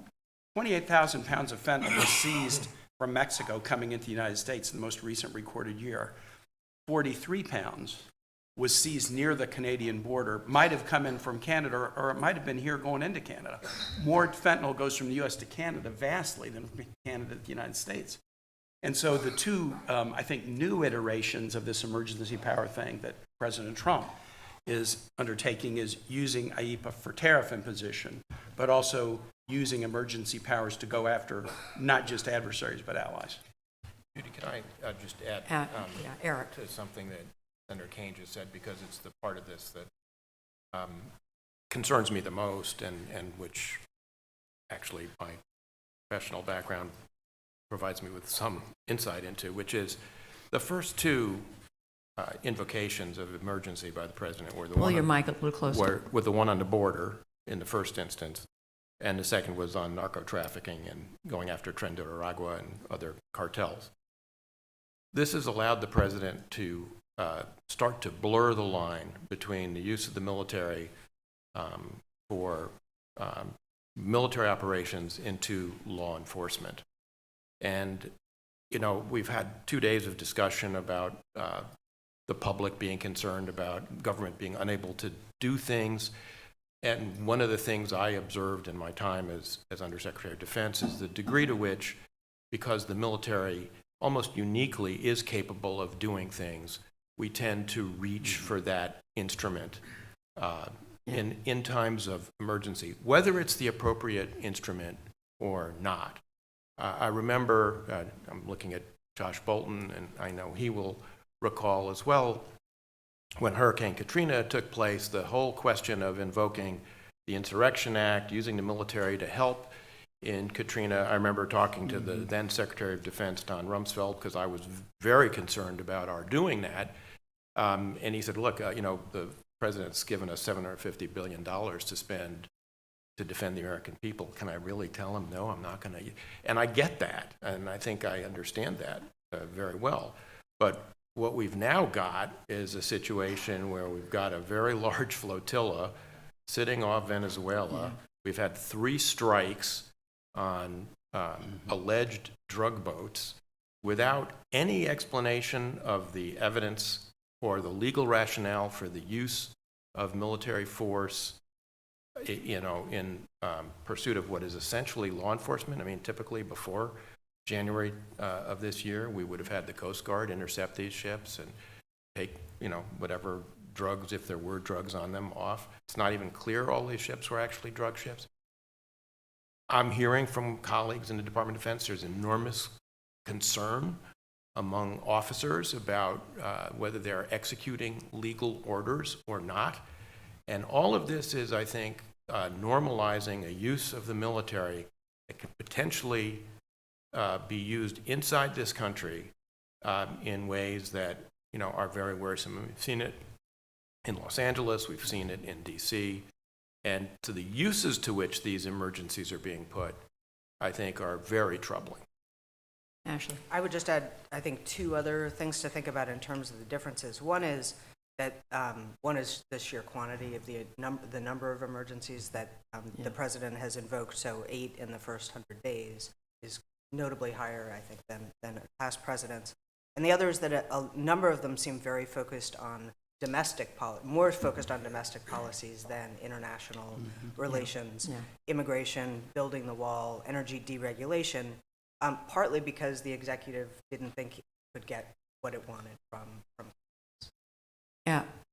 Cy, do you want to weigh in? Because I'm thinking if somebody from the Trump White House is sitting here, they would be saying, but he's the president, he can decide. He can decide what's an emergency. I mean, I think the way to think about these acts is they're written in broad terms to convey general powers, and they assume something about the goodwill and faithfulness of the executive that may no longer be true.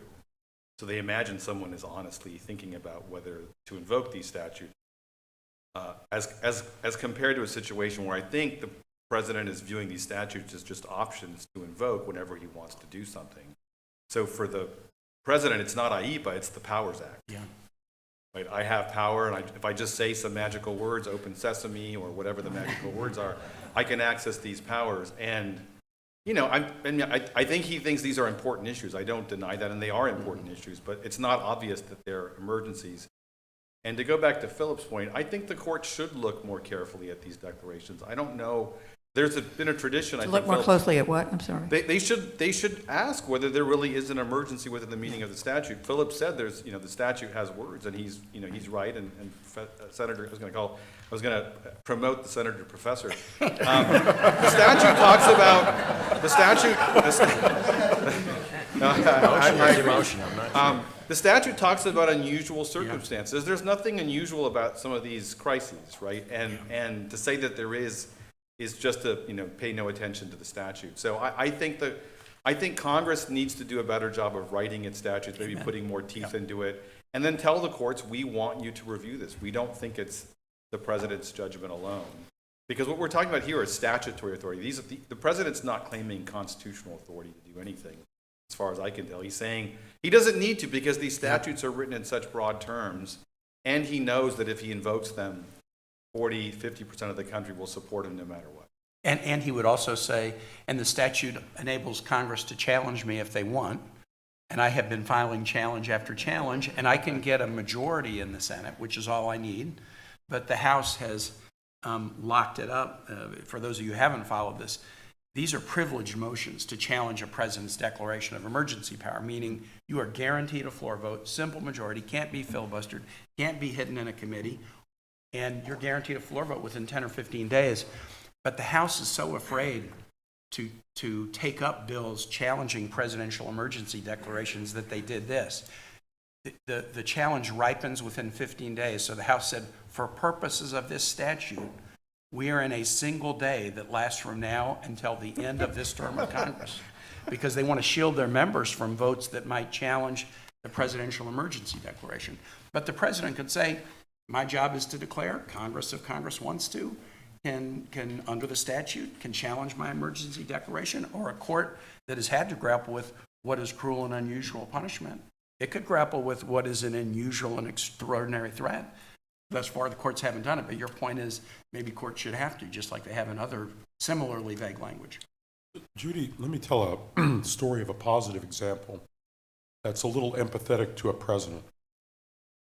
In 1971, Nixon was facing a severe balance of payments problem, and he needed to take the United States off the Bretton Woods system of finance, that a dollar gold standard.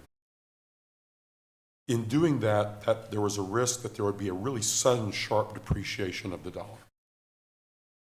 So to guard against that, his advisors wanted to put on a temporary import surcharge, generally, not discriminating by any countries, temporary, to just try to arrest that. So they looked around, where's the statutory authority for us to do that? And they had trouble finding it anywhere because this problem was a new problem. Mm-hmm. We had just changed the international financial system, so this sort of depreciation danger simply had not arisen before. Right. So Congress had not written any authorities that was going to cover it. So Nixon puts in the import surcharge. It's temporary, lasts 4 months, it's gone. A district court says it's unconstitutional, it's on appeal. While it's on appeal, Congress looks at this in 1974 and says, you know what, actually, we didn't have good coverage for this in our statutes. Mm-hmm. So let's actually write a section of the Trade Act of 1974 responding now to these new circumstances.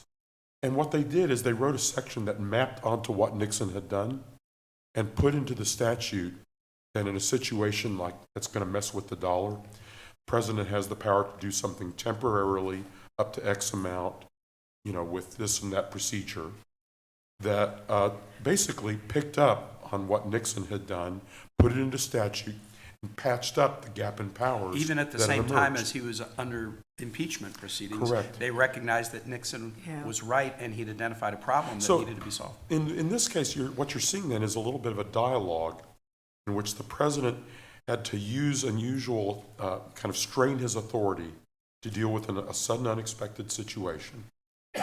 The Congress then saw what had happened and actually changed its laws and then provided the statutory authority to cover the case. To put limits on. Yes, On but what he had also done. to kind of bring that into a proper statutory framework.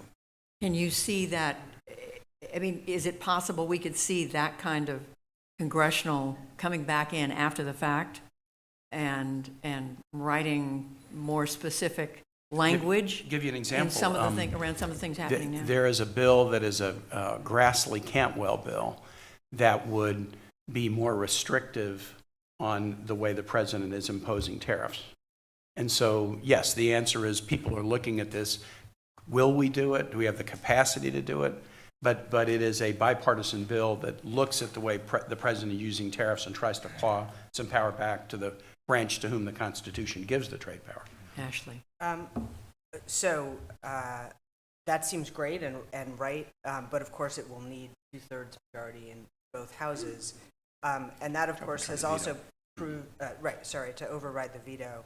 And I think that has proved a problem even in something that you were proposing to repeal an existing emergency, the Canadian emergency, because of a case out of the Supreme Court called Chadha, which basically said that legislative vetoes are unconstitutional. As a result, it means that Congress has to pass by effectively a supermajority efforts to try to strike down an emergency. So it's made it particularly hard, I think, for Congress to try to reclaim powers where it sees an emergency issued by the president that it doesn't.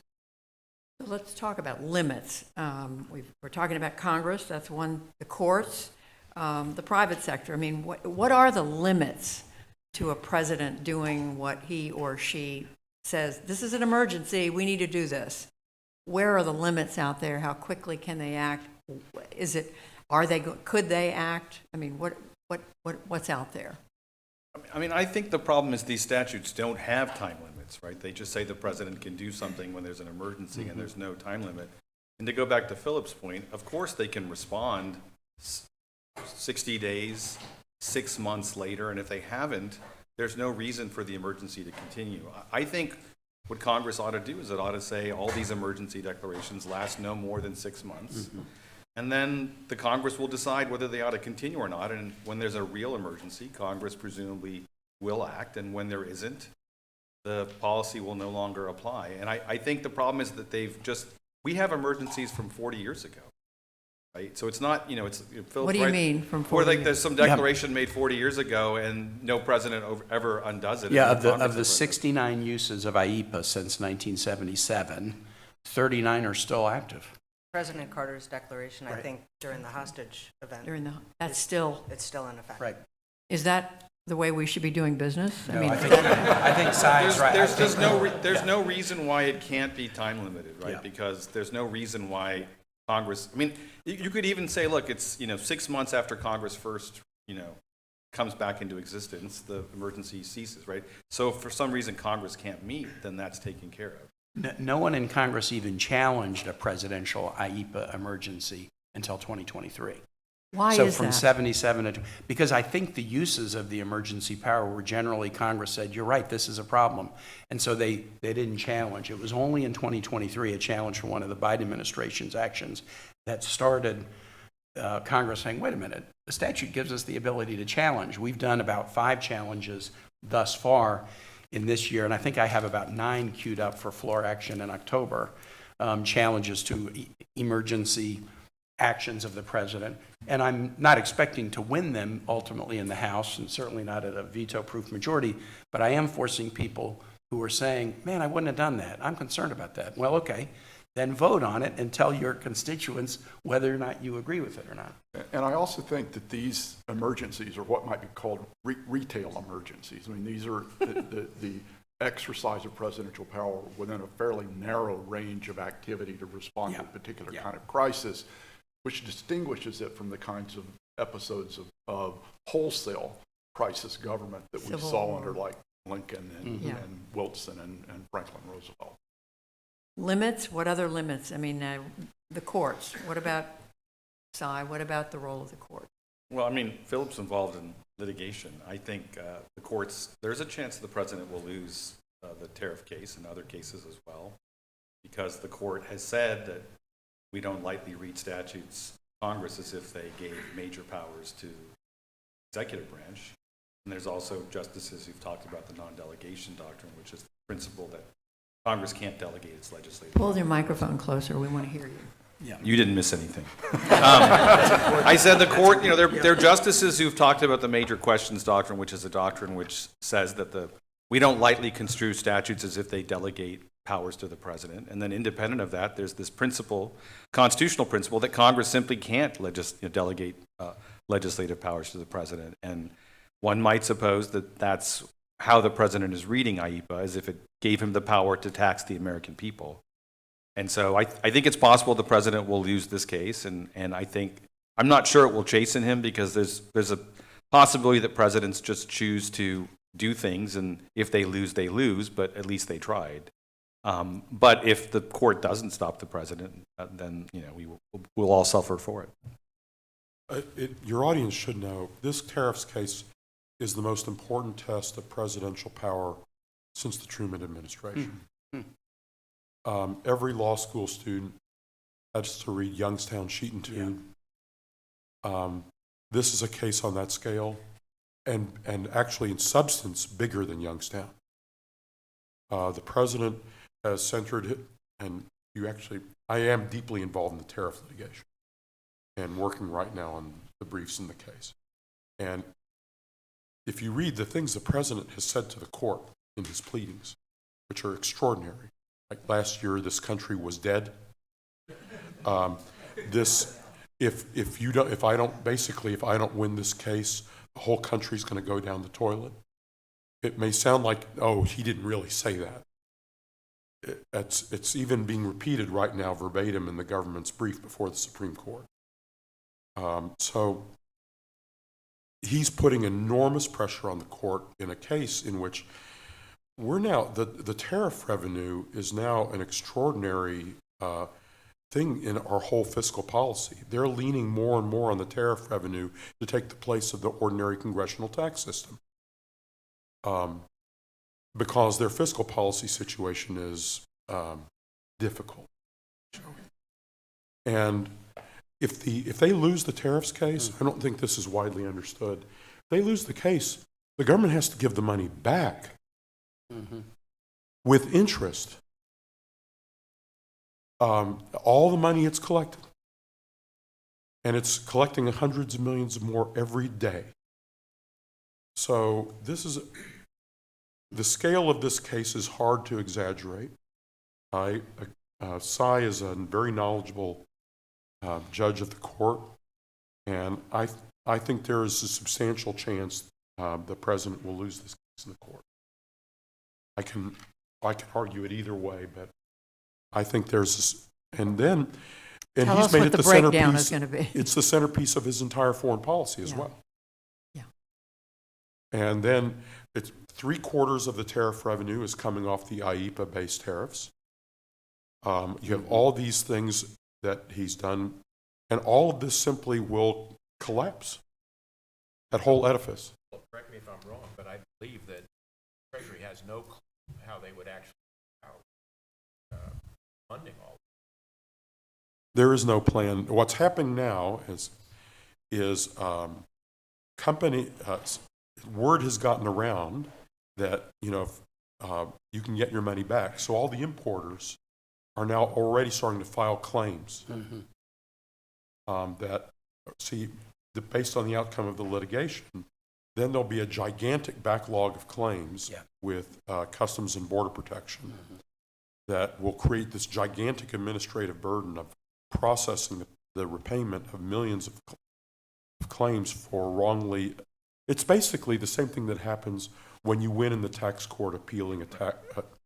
The government says the government took money from you unlawfully. They've got to pay it back at a statutory rate of interest. Right. So that's just to give folks a sense of the stakes of the case and the symbolism of the case too as a check. Because there is a general assumption that the court's in the president's pocket. I think that underestimates the justices and is a misread of the court. I think it is fair to say, and Cy would know better than me, but Justice Roberts and his colleagues do not want to pick a fight with the president. They have not tried to court a fight. They have been reluctant to move quickly in cases they think have not been fully briefed before the court. In other words, they have been reluctant to rule against the president more or less out of hand in a case that has not yet been fully briefed before the court. But people should not read that as to say that, if the president forces the fight in a fully considered case, that they will back down from their responsibilities or the principles that they've enunciated. I have some other limits, but I don't want to state them until everybody said what they want to about the courts. Oh, I was going Actually, to then- suggest that maybe there are some other actors beyond Congress and the courts, so maybe Yeah, anybody else on the court, The Senator. business community and voters. Yes. President Trump is very sensitive to the economic news. He's very sensitive, and he does have the business community in often talking to him and singing the blues about tariffs. I mean, tariffs raises input costs, raises costs to consumers, the retaliation hurts, the instability leads businesses that want to make an investment to say, but I got to wait until the dust settles so I know what the rules are. So there's a lot of economic effects, and the president's very sensitive to that. So he could at some point decide the economic damage is so significant that we've got to do a U-turn, and he would claim victory. He'll say it accomplished what it needed to, and so now we're moving a different direction. But I think the business community has his ear, and they're very worried about the chaotic nature of tariffs and other powers. And the second is voters. Voters are going to be the most likely way that Trump will get rebuked by voters is economic chaos or challenges to their health care. Those are the two. Other things will get news. You shouldn't fire a prosecutor and put in a hatchet person to go after people who have not committed offenses. But those are not going to move big chunks of voters. But economic chaos will, and massive cuts to health care. And we're seeing both play out now. And they're likely to be a factor in the Virginia elections in 5 weeks that will be a bit of a bellwether, tell us what might happen next year. So I do think the institutional checks are important, but the president is sensitive to the business community, and the president and Republicans in Congress are sensitive to what voters are going to tell them beginning in about 5 weeks. I have a quick question for the senator, if I may, Judy, having to do with the possibility of a government shutdown next week. Yep. Thinking ahead, it seems that it's possible that one or another of the president's aides may have said, if the Democrats force a shutdown of the government, we may need to use emergency powers to do things we need to do. Yep, absolutely. And I just was wondering whether you and your colleagues have been contemplating that possibility, which could create a whole new issue having to do with the exercise of emergency powers as early as next week. Absolutely. We're very much, talking the immediate and then talking the down the road. And the threat last night, okay, we're just going to wholesale fire as many people as we can. We view that as a real threat. I don't think that's an idle threat. Now, they may do it anyway. We could reach an agreement and then they say, well, now that we've prepared the list of who to fire, let's go ahead and fire them anyway. I think Russ Vought would agitate for that. But it is it's a tough moment. Normally, the idea that the Republicans would put a proposal on the table, the Democrats would put a proposal on the table, then we would negotiate, find an outcome. That's what the American people expect of us. But President Trump instructed Congress, don't talk to the Democrats. And then after accepting the idea of a negotiation with Democratic leaders, he said, no, wait a minute, no negotiation. So you're right, we're very much thinking about, in a shutdown mode, might some of these concerns that we have be exacerbated, and that is one of the factors we're really grappling with. Ashley. Just two other actors who might have some role to play in checks, in addition to, I think, Senator Kane's important point about companies. One is to think about states and localities. So California and other states have definitely pushed back on President Trump's National Guard deployments, which, you know, are effectively a use of emergency powers. And then there are always foreign allies that we need something from, right? That they have something that they could withhold from. I think we've seen Canada and Mexico pushing back on the purported fentanyl emergencies. And after 9/11, for example, and some time had elapsed and allies started to see some of the things that we were doing that they didn't agree with, they could withhold access to airspace or access to territory or so on. So they're not a perfect check by any means. I think obviously the courts and Congress are kind of the first place we look. But there are some other actors, I think, out there that can have some effect on what the president does. Can I just, to Ashley's point about states and localities pushing back, particularly on the National Guard deployments, and to Russell's earlier point about balancing the prudential risks of this kind of use of emergency powers, it's not just that my earlier concern, which is real, about the use of the national military establishment for law enforcement purposes, which is a huge challenge and threat, I think. It's also a problem of readiness. I mean, Mara Rudman, who's sitting here, and I were on the National Defense Strategy Commission that reported out to, among others, Senator Kane last summer. And when we spoke to the head of the Guard and Reserve Bureau in the Department of Defense, they were saying, look, every time we send folks to the border, it disrupts training schedules and creates enormous problems for us in readiness terms, in getting our forces ready if we have to fight tonight in, say, Korea or God knows where. Yeah. And obviously we hope that doesn't happen, but we want to be prepared. It's a real cost that's being imposed. Now, it may not be a cost if actually you're planning on completely reorienting our national defense strategy so that it only focuses on the homeland and the hemisphere, which seems to be the direction that they're going in. But that would be a huge shift from where we've been over the last 75, 80 years.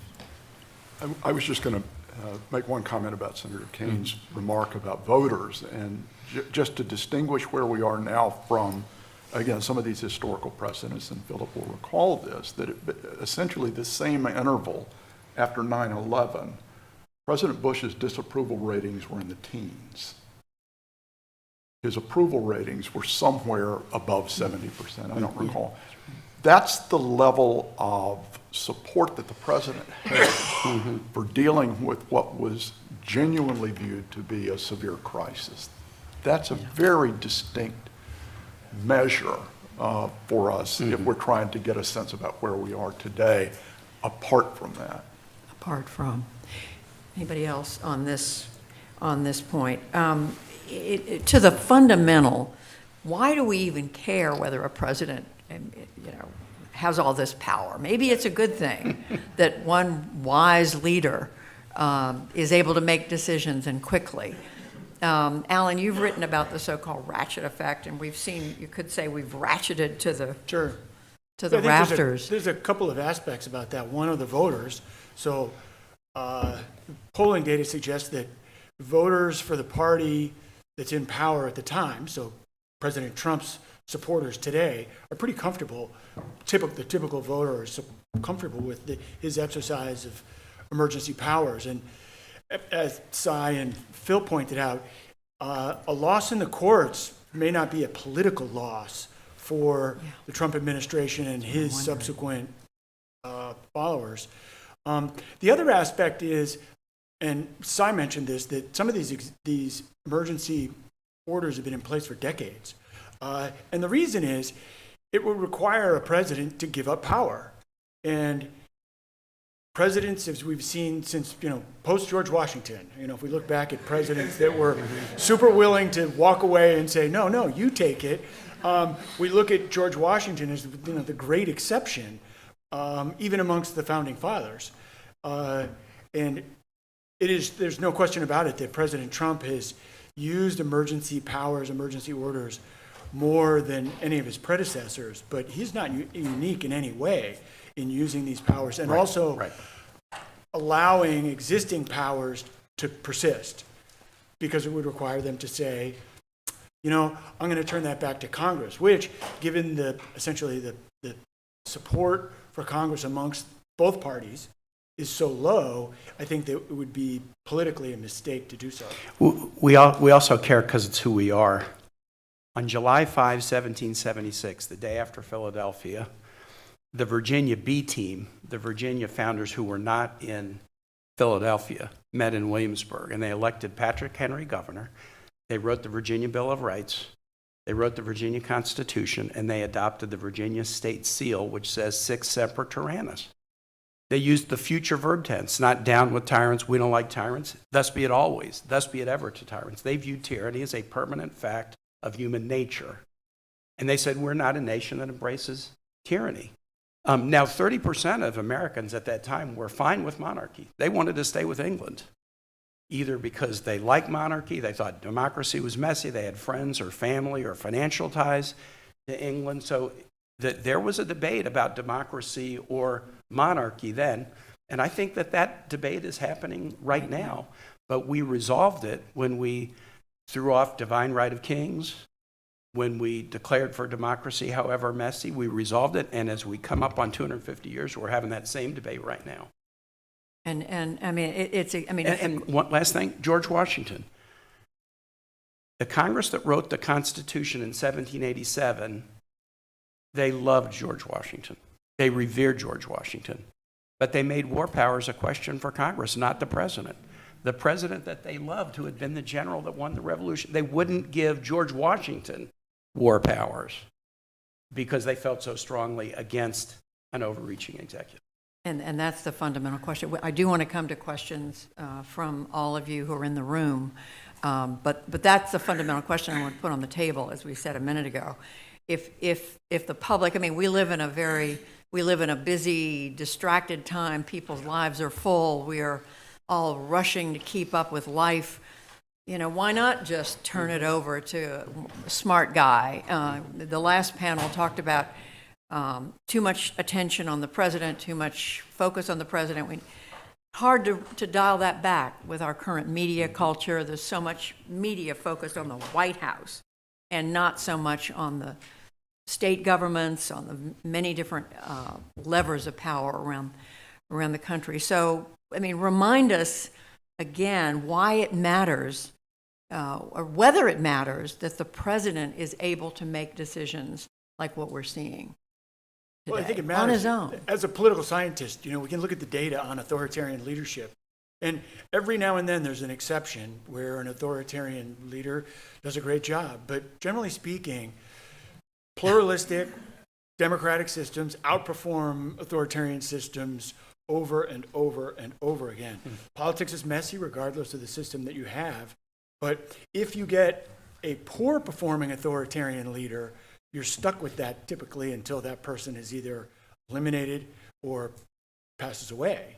And the beauty of the democratic system as a nonviolent conflict resolution mechanism is that we have a regular changeover in authority and power, so that if we make a mistake, we elect somebody that turns out to be a low performing leader, you get another shot at it. But if you have an authoritarian person in there, and it's an attractive choice for many, many people, not just in the United States, but you can be stuck with somebody that's really awful for a really long time. To try to have a little bit of empathy for the president and his team, and these are teams. I think the American people and actually the courts are going to actually give a pretty wide berth to assertions of emergency power on border security and immigration. There was, because there's in a way there's a kind of an implicit contract. Is if if you don't want a state of exception, then you have to show that the ordinary government is at least minimally adequate, or else people will turn to a state of exception. And there was a sense that ordinary government, when it came to controlling the border and managing the immigration problem, had broken down. You could have an argument whether that was right or wrong, but that was a widespread view, and a lot of people who voted for President Trump voted for him to fix that. So he can authentically claim, I don't think that he can authentically claim a huge public mandate to do tariffs. I think he can claim a pretty broad public mandate to use all the powers he could possibly use to manage the border and address the immigration problem. He's doing that, and I think the courts in general are being pretty deferential. For instance, I think a recent decision, in my view, a correct decision, not to interfere with the way they're screening and picking people up in California, while that case is still pending on appeal. So I'm cutting, you can try to cut a certain degree of slack where, people do want authority exercised by the person they elected, and elections matter. I want to cut a little bit of slack to the argument the administration makes, because if you don't recognize that there is something to what they're saying on that, you damage your credibility when you say, yeah, but you've gone too far on these 8 other things. Philip, does that, in your view, extend to the use of the Alien and Sedition Act for the purposes of immigration enforcement and arguing that, in fact, unrestricted immigration is, in effect, an invasion of the United States? No, in my view, but other lawyers may disagree, I think that it's legally incorrect and historically incorrect to run the Alien and Sedition Act as extending these extraordinary powers in this way. And I think that particular argument is not doing very well in the courts at the moment. Right. And I think that's an overreach. But we are in a period of emerging constitutional crisis surrounding the extension of presidential power in extraordinary ways. That's going to now play out across the coming year. It's good for us to have this discussion and to try to get a sense of the arguments that both sides are going to be able to make in that discussion, because we're going to have to try to find a way through this crisis that I think doesn't just write a blank check. Questions from you in the room? You've all been listening intently. I haven't heard a pin drop during this conversation. We have a microphone we can bring. We want to go to David Gregory first, right over here.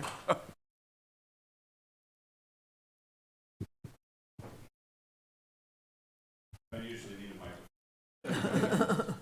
Just for our online viewers. We're going to make you have a microphone. Okay. And then I think I saw several hands back here. Okay.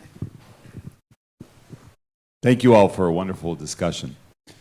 One of my concerns about the Bush administration's response to 9/11 is that it began a process of Congress under duress ceding authority to the executive branch. And Senator Kaine will twist and fits here because he believes this strongly. The AUMF, which authorized military force and gave the executive that power, still stands today, and President Obama was all too happy to grab those reins, despite his critique of the reaction to 9/11 and, of course, the Iraq War.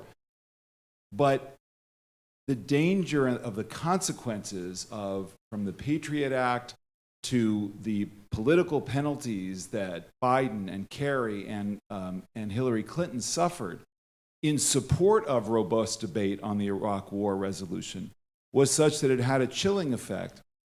And Congress ceded all of this authority to the executive branch. And then it morphed into something. So by 2007, President Bush was facing opposition from his right that, in fact, terrorists were coming through the southern border, and that would be the great terrorist threat. There was not overwhelming evidence that that was the case then or now. And yet you have Stephen Miller, who was, in fact, galvanized activized, depending on your point of view, very effectively by 9/11. That was his original intent, was 9/11 and the fears of terrorism from the southern border and elsewhere. And that animated his views about immigration. Now, he and J.D. Vance recently talked about terror cells on the left that must be eradicated. This is language that is the outgrowth of the government's response to 9/11. It is virtually unchanged. The president has used it with regard to immigration. So that's my comment. My question is, if Congress has been so reluctant to retain that authority, why all of a sudden does it protest now to say, oh, these emergency powers are out of hand? And second, so what's the mechanism for drawing that back? Second, I want to be very particular. What is the role should they answer the first part? Well, no, I think they can think about the Okay, second tie it as well. together. But what is the role of an entity like the Miller Center to be constructive in a targeted way, to activate in a constructive way for some sort of remedy beyond elucidating the problem? Thank you. Good question. Tackle the first part, all of you. Be as critical about Congress as you want, because nothing you say will be as bad as what I've said about Congress. and the Miller Center's War Powers study group that came into my hands when I was lieutenant governor and never knew I would be in the Senate, I read it and thought, man, they're really right about this. The deferral of power where Congress has abdicated in war powers is horrible. And I've had a chance to work on that. But it's not just war powers, it's diplomacy, it's trade. It's recently the deal we cut on nominations is ceding a little bit of the advise and consent power. What's going on in the Appropes Committee right now is ceding of the appropriations power. Congress is doing it and has done it for a long time. So to David's first point, why now? I do think there may be a realization that's been slow to dawn that we are way down a path and we better turn around now as we're get about ready to celebrate 250 years of democracy, or it will be a wake and a requiem rather than a celebration in 2026. Well, Eric, at the beginning of the conversation, called out the recent attacks on alleged narcotics traffickers. In general, I share a lot of the concerns that were raised also in the first panel about where war powers are moving and how difficult it will be to get this back. But I do want to say that there is a particular wrinkle having to do with some of the post-9/11 stuff. That is, has to do with the moves to designation of terrorist organizations, and then the increasing moves to employ and accept the targeted killing of enemy combatants that are members of these designated organizations. I was an eyewitness and occasional participant in these decisions. And you can see now the way that that process has developed.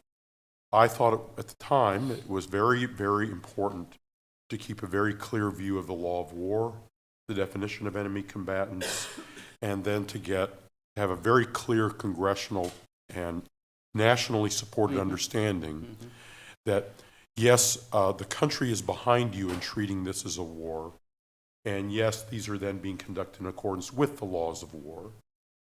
And in this case, I don't know that either of those criteria are being met, but we are, as you point out, evoking the penumbra of 9/11 precedents to do that. That is, I'm not sure that, in general, the country and the Congress are behind treating narco-traffickers as people with whom we are at war and endorsing, therefore, their targeted killing based on intelligence, because we're treating someone who's in a speedboat as an enemy combatant in an enemy with whom we're at war. This is just a really difficult area, and so I think there's something to what you're saying, and also to Alan's point about this is an illustration of ratcheting. And how we look into this and react to this over time, I think, is going to be very important. Bill, can I just say on that, just for the audience, the 25 senators wrote the president a letter now 2 weeks ago yesterday, and we said, please give us the evidence that these were indeed narco-traffickers. Please give us the legal rationale to attack them when there's been no declaration of war. And then a really important third question, why attack rather than interdict? If you know where they are to attack them, you can interdict them. If you interdict them, you get evidence. If you get evidence, you use that evidence to go after the kingpins. If you blow the boat up, yes, it makes a statement, but you destroy all the evidence. And so arguably, interdiction in many cases is a better strategy for fighting narco-traffickers than to blow the boat up. We wrote the president a letter. We're the Article I branch. We have responsibility for war issues. It's 2 weeks. He hasn't answered, and thus far we are pretty sure he's not going to answer even those basic questions. Give us the evidence. What's the legal rationale? Why attack rather than interdict? Classic congressional oversight of a power that is squarely within our remit, and we're not even getting answers. I mean, their position, to be fair, is we've been treating this as a law enforcement problem. We have to treat this as a war problem. Mm-hmm. We have to treat this as a problem of national defense. That's their argument. So you have to take that argument on head on. And I think you're doing that partly procedurally, saying if you want to say that this is a war problem and not a law enforcement problem, you got to come to us. And then that runs into all the precedents. Yeah. Right. And Schiff and I have filed a war powers resolution to force a vote on it in the Senate sometime in October. I do think it's worth pointing out that in this instance, I mean, to your point, Philip, even John Yoo, the most who had the most expansive view of the unitary executive and its war powers, has written in the Washington Post that this is clearly a bridge too far, and this is clearly commingling law enforcement with military action, and it's a very dangerous road to go down. Right, because then the problem is that I actually think and I think you know this, we went out to some of your constituents. Are you okay with our being at war with Colombian narco traffickers? Well, hell yeah. And, you know, I saw Sicario, right? Yeah. So, but here's the problem with that is then if the president can just kind of say, well, this problem is so big, I think we should treat this as a war problem. These enemies are so dangerous. Well, that, you know, okay, it may be Colombian narco traffickers today, and we may think that's good because we think we know a lot about that. But there are other enemies out there. And the one group of potential enemies. And the one group of Virginians that don't so quickly answer, yeah, that's fine, are people who have kids in the military. The repeated deployments of American troops during the War on Terror, 6, 7, 8 deployments, has taken a state that is very pro-military, that is very invested in our military mission, and made them a little bit wary about the decisions that the civilian leadership make to use troops again and again and again in wars that can expand. And on David's second question about the role of Miller Center and all this, do any of you want to speak up on behalf of the Miller Center? Or okay, no, all right, we will leave that for another time. But it's a great question. All right, there were hands back here. Thanks, Mara Rudman. Appreciate this conversation. What I'd love to do is bring us back to the appropriations budget thread, which actually I see as tying together both the national security side and the tariff or economic security side of things. And in my experience working in the legislative and executive branches on more powers, it's been a longstanding debate of Article 1, Article 2, and people can cite the various sections. The power of the purse is where I have watched again and again Congress stop or halt presidents or guide them from Ronald Reagan in Lebanon on. And so part of what I'm curious about is is there a breaking point in terms of the appropriations powers? Are appropriators really going to give all of that up, or are there folks in Congress looking at the appropriation side of things? And how much does that connect to the tariff discussion? Because my understanding of part of what's happening with tariffs, not only difficulty giving them back, but it's a giant slush fund for the executive branch to use when that money comes up because Congress has no role in it. And so how are these debates playing out? Because I've seen the budget and who writes the checks is really where power has long been, and how you control that. Well, I just will say, you don't work your entire career in the Senate to get to be chairman of the Appropriations Committee and then just say, I'll let the House majority write a bill with no input, or I'll let the president write the bill with no input. And so I'm very worried that a Senate Appropriations Committee that in the past, I mean, you would fight with the president of your own party if the president tried to undo your work, but allowing rescissions and impoundments midstream, wait a minute, we had a deal. It's been very troubling to me that the Appropriations Committee has allowed that and not taken enough pride in their own work to actually insist upon a deal as a deal. I'm very worried about that. Everyone does need to understand that the Constitution allocates the power to tax to Congress expressly and exclusively. It also does this for tariffs. It's in the Constitution. Everyone at the time of but the issue of who had taxing and tariffs power was a big deal in the reason we had an American Revolution. For folks who haven't read them. It was an issue with which the founder of this university was intimately familiar. And back then, people made the arguments, oh, well, there's a foreign affairs aspect to tariffs. And, you need to have a flexibility to cut, a commerce and navigation treaty with France or this or that, although Congress ratified those. And there was a big argument as to how to allocate tariff authority that went into the founding, and Constitution just comes down 100% Congress is tariff authority. And then Congress found it unwieldy to exercise that, and then found various ways of very carefully delegating certain kinds of specifics to the executive. But Mara's question is a terrific question. This is it's breathtaking, really. You're creating a national revenue system in the United States that is effectively independent of the Congress. This is just completely outside the constitutional structure of the Republic. I'll add on the tariff system alone, they're overthrowing the tariff system Congress created more than 100 years ago. More than 100 years ago, Congress, the pro-tariff Republicans, decided to create a tariff system in which you had tariffs that had systematic rates that didn't discriminate between countries.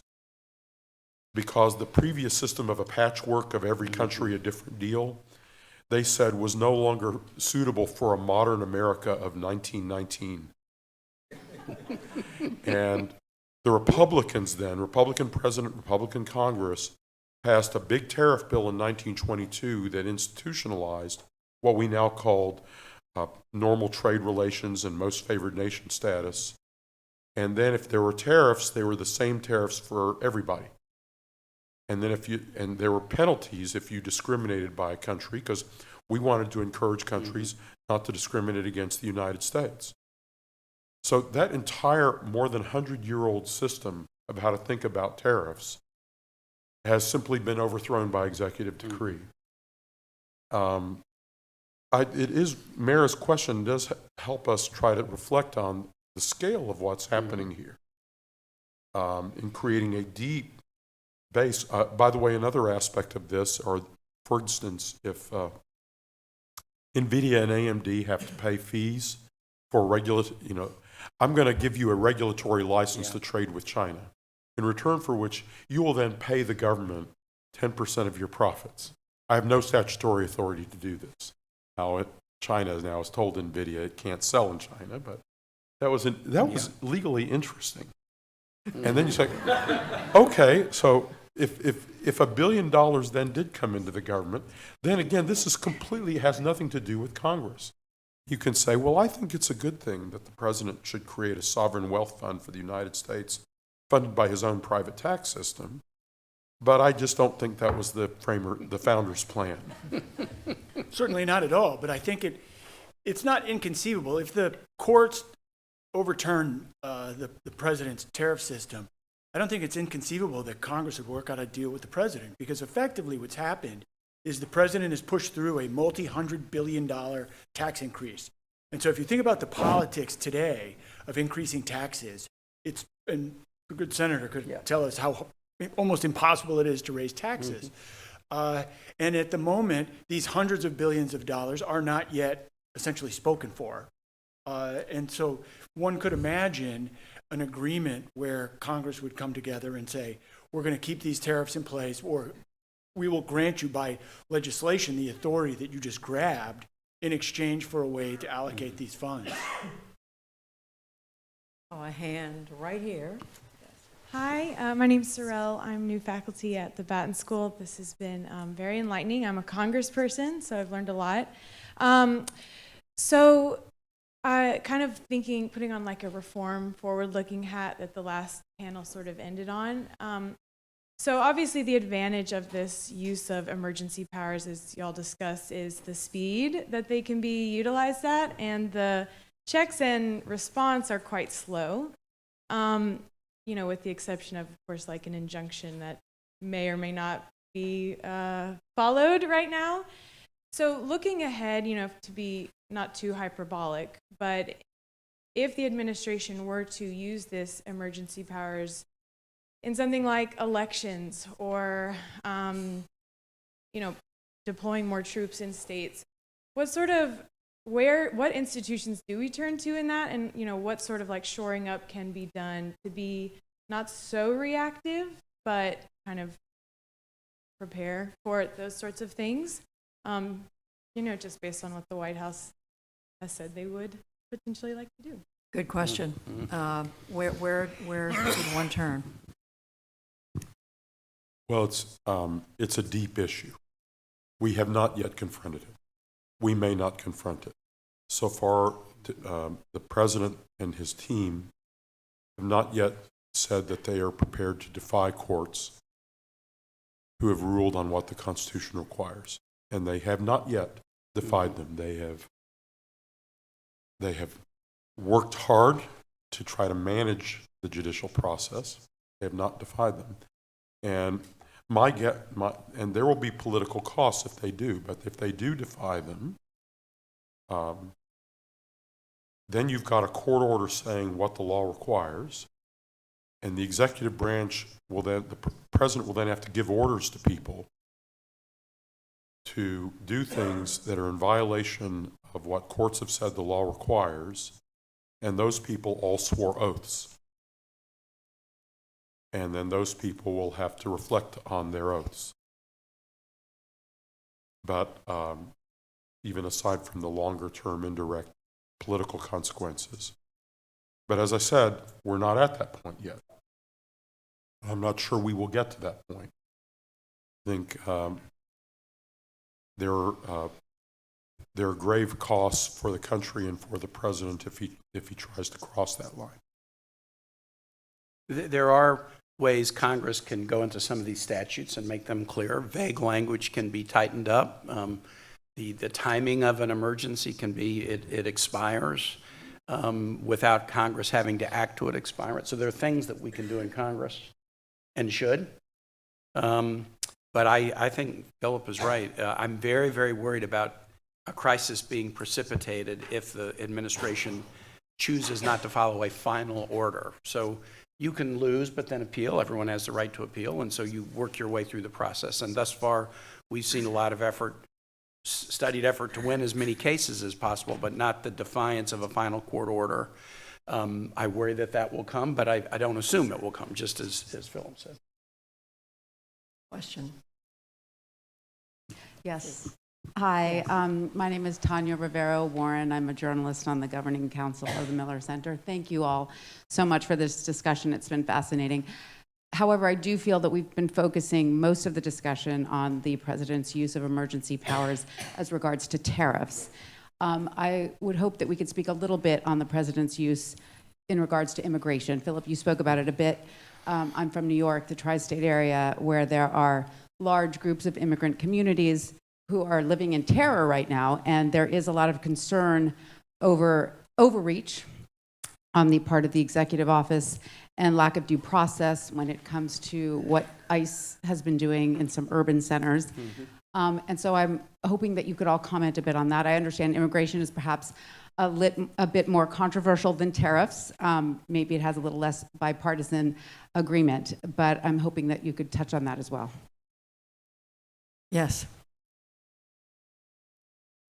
Why don't I just say, from Congress's point of view, here's a quirky thing about the emergency power statute, IEPA, that the president has used, not just for tariffs, but on immigration, on an energy emergency, is the congressional challenge mechanism allows us to challenge the stated emergency, but not the actions that are being taken to respond to that emergency. So the way the statute is set up, I would have to convince my colleagues there's no emergency at the border. I don't have the ability to say, wait a minute, there's an emergency at the border, but I'd like to convince you that these following 15 things that the president is doing pursuant to the emergency declaration shouldn't be done. Now, I could challenge those things, but it would not be subject to this privileged up or down vote in 15 days. It'd have to go through a judiciary committee where I know what the Senate Judiciary Committee would do. They would say, we like what President Trump is doing. We're in a minority position in that committee. So the interesting thing about these emergencies is that the congressional challenge mechanism is there's no energy emergency, not you shouldn't end run these regulations. There's no border emergency, not we don't like the steps you're taking. There's no fentanyl emergency, not you shouldn't be doing tariffs. And so it's a funny statute where we do get a pass to an immediate vote on simple majority, but it's on, is there an emergency, not are these actions legit to take? And that could be a subject, for Miller Center. If the Miller Center wanted to look at emergency powers, could the statutes be done better based on the experience of that we've all lived through? I mean, I think there's some really fruitful areas for legal reform there. Does that answer your question? Okay. Anybody else? Any other hand? Right here. Yes. Dwight Holton, I'm a member of the Governing Council and an alum of both the White House and DOJ and the resident Holton. So let me answer a question you asked earlier about the connection between the Miller Center and the Miller Center's role in these solutions. And then I want to ask another question. We've had this strategy discussion just this year, going back to the founding documents from Mr. Miller and my father and President Shannon. And central to the mission here is advancing solutions. And so Miller Center is unique in the world of think tank and academic enterprise around public policy because of its role in putting practitioners together with academics together with media and the folks who cover and are the watchdogs around this. And so building solutions is an essential part. It's what we've been doing. So I think that's a try and an answer to that question, that very good question as to how the Miller Center can do it and how it can help build hope. Let me ask a question kind of from my DOJ background. Talking about the tariffs and the role of tariffs and the exercise of power here, Cantor Fitzgerald and other investment banks are approaching large tariff-paying companies, Fortune 500 companies, and offering to buy futures, essentially, in their refund from the tariffs. Remember that Cantor Fitzgerald was the Secretary of Commerce's firm and is now run by his son, creating concerns about whether or not there is a public corruption element to all of this stuff, and all of this declaration of emergency. Are folks taking advantage of it for personal gain on top of all of the other risks that are present? Thank you. Is that a question? Wow. Wow. All right. What do we do about it? Okay. I'll make the question even harder. If you have a tariff regime that, I'll grant you an exception, the industry A but not industry B, or company A not company B, there's a corruption element to it. There's also a First Amendment element to it. If you have a policy where there's many exceptions, that takes a lot of people who have concerns and makes them shut up and not express the concerns. And I hear for businesses all over Virginia, the tariff thing is really bad, but you can't tell my story because I don't want my company being in a headline as criticizing the president's policies. And there's a lot of fear around a tariff policy that, as Philip said, we went from patchwork to kind of uniform. We're now back to Patchwork is a diplomatic way to describe, we'll announce it, we'll pause it, we'll give you a deal and not you a deal. We cut a deal with the UK that makes vehicles coming into the United States, they get treated better than vehicles coming in from Canada that are chock full of US content right now. So this is a corruption and kind of a silencing dissent by threatening people if they dissent, you're going to be the one that's going to bear the burden of the tariff. And yeah. Well, you all have given us an amazing discussion. Thank you very much. Let's give everybody a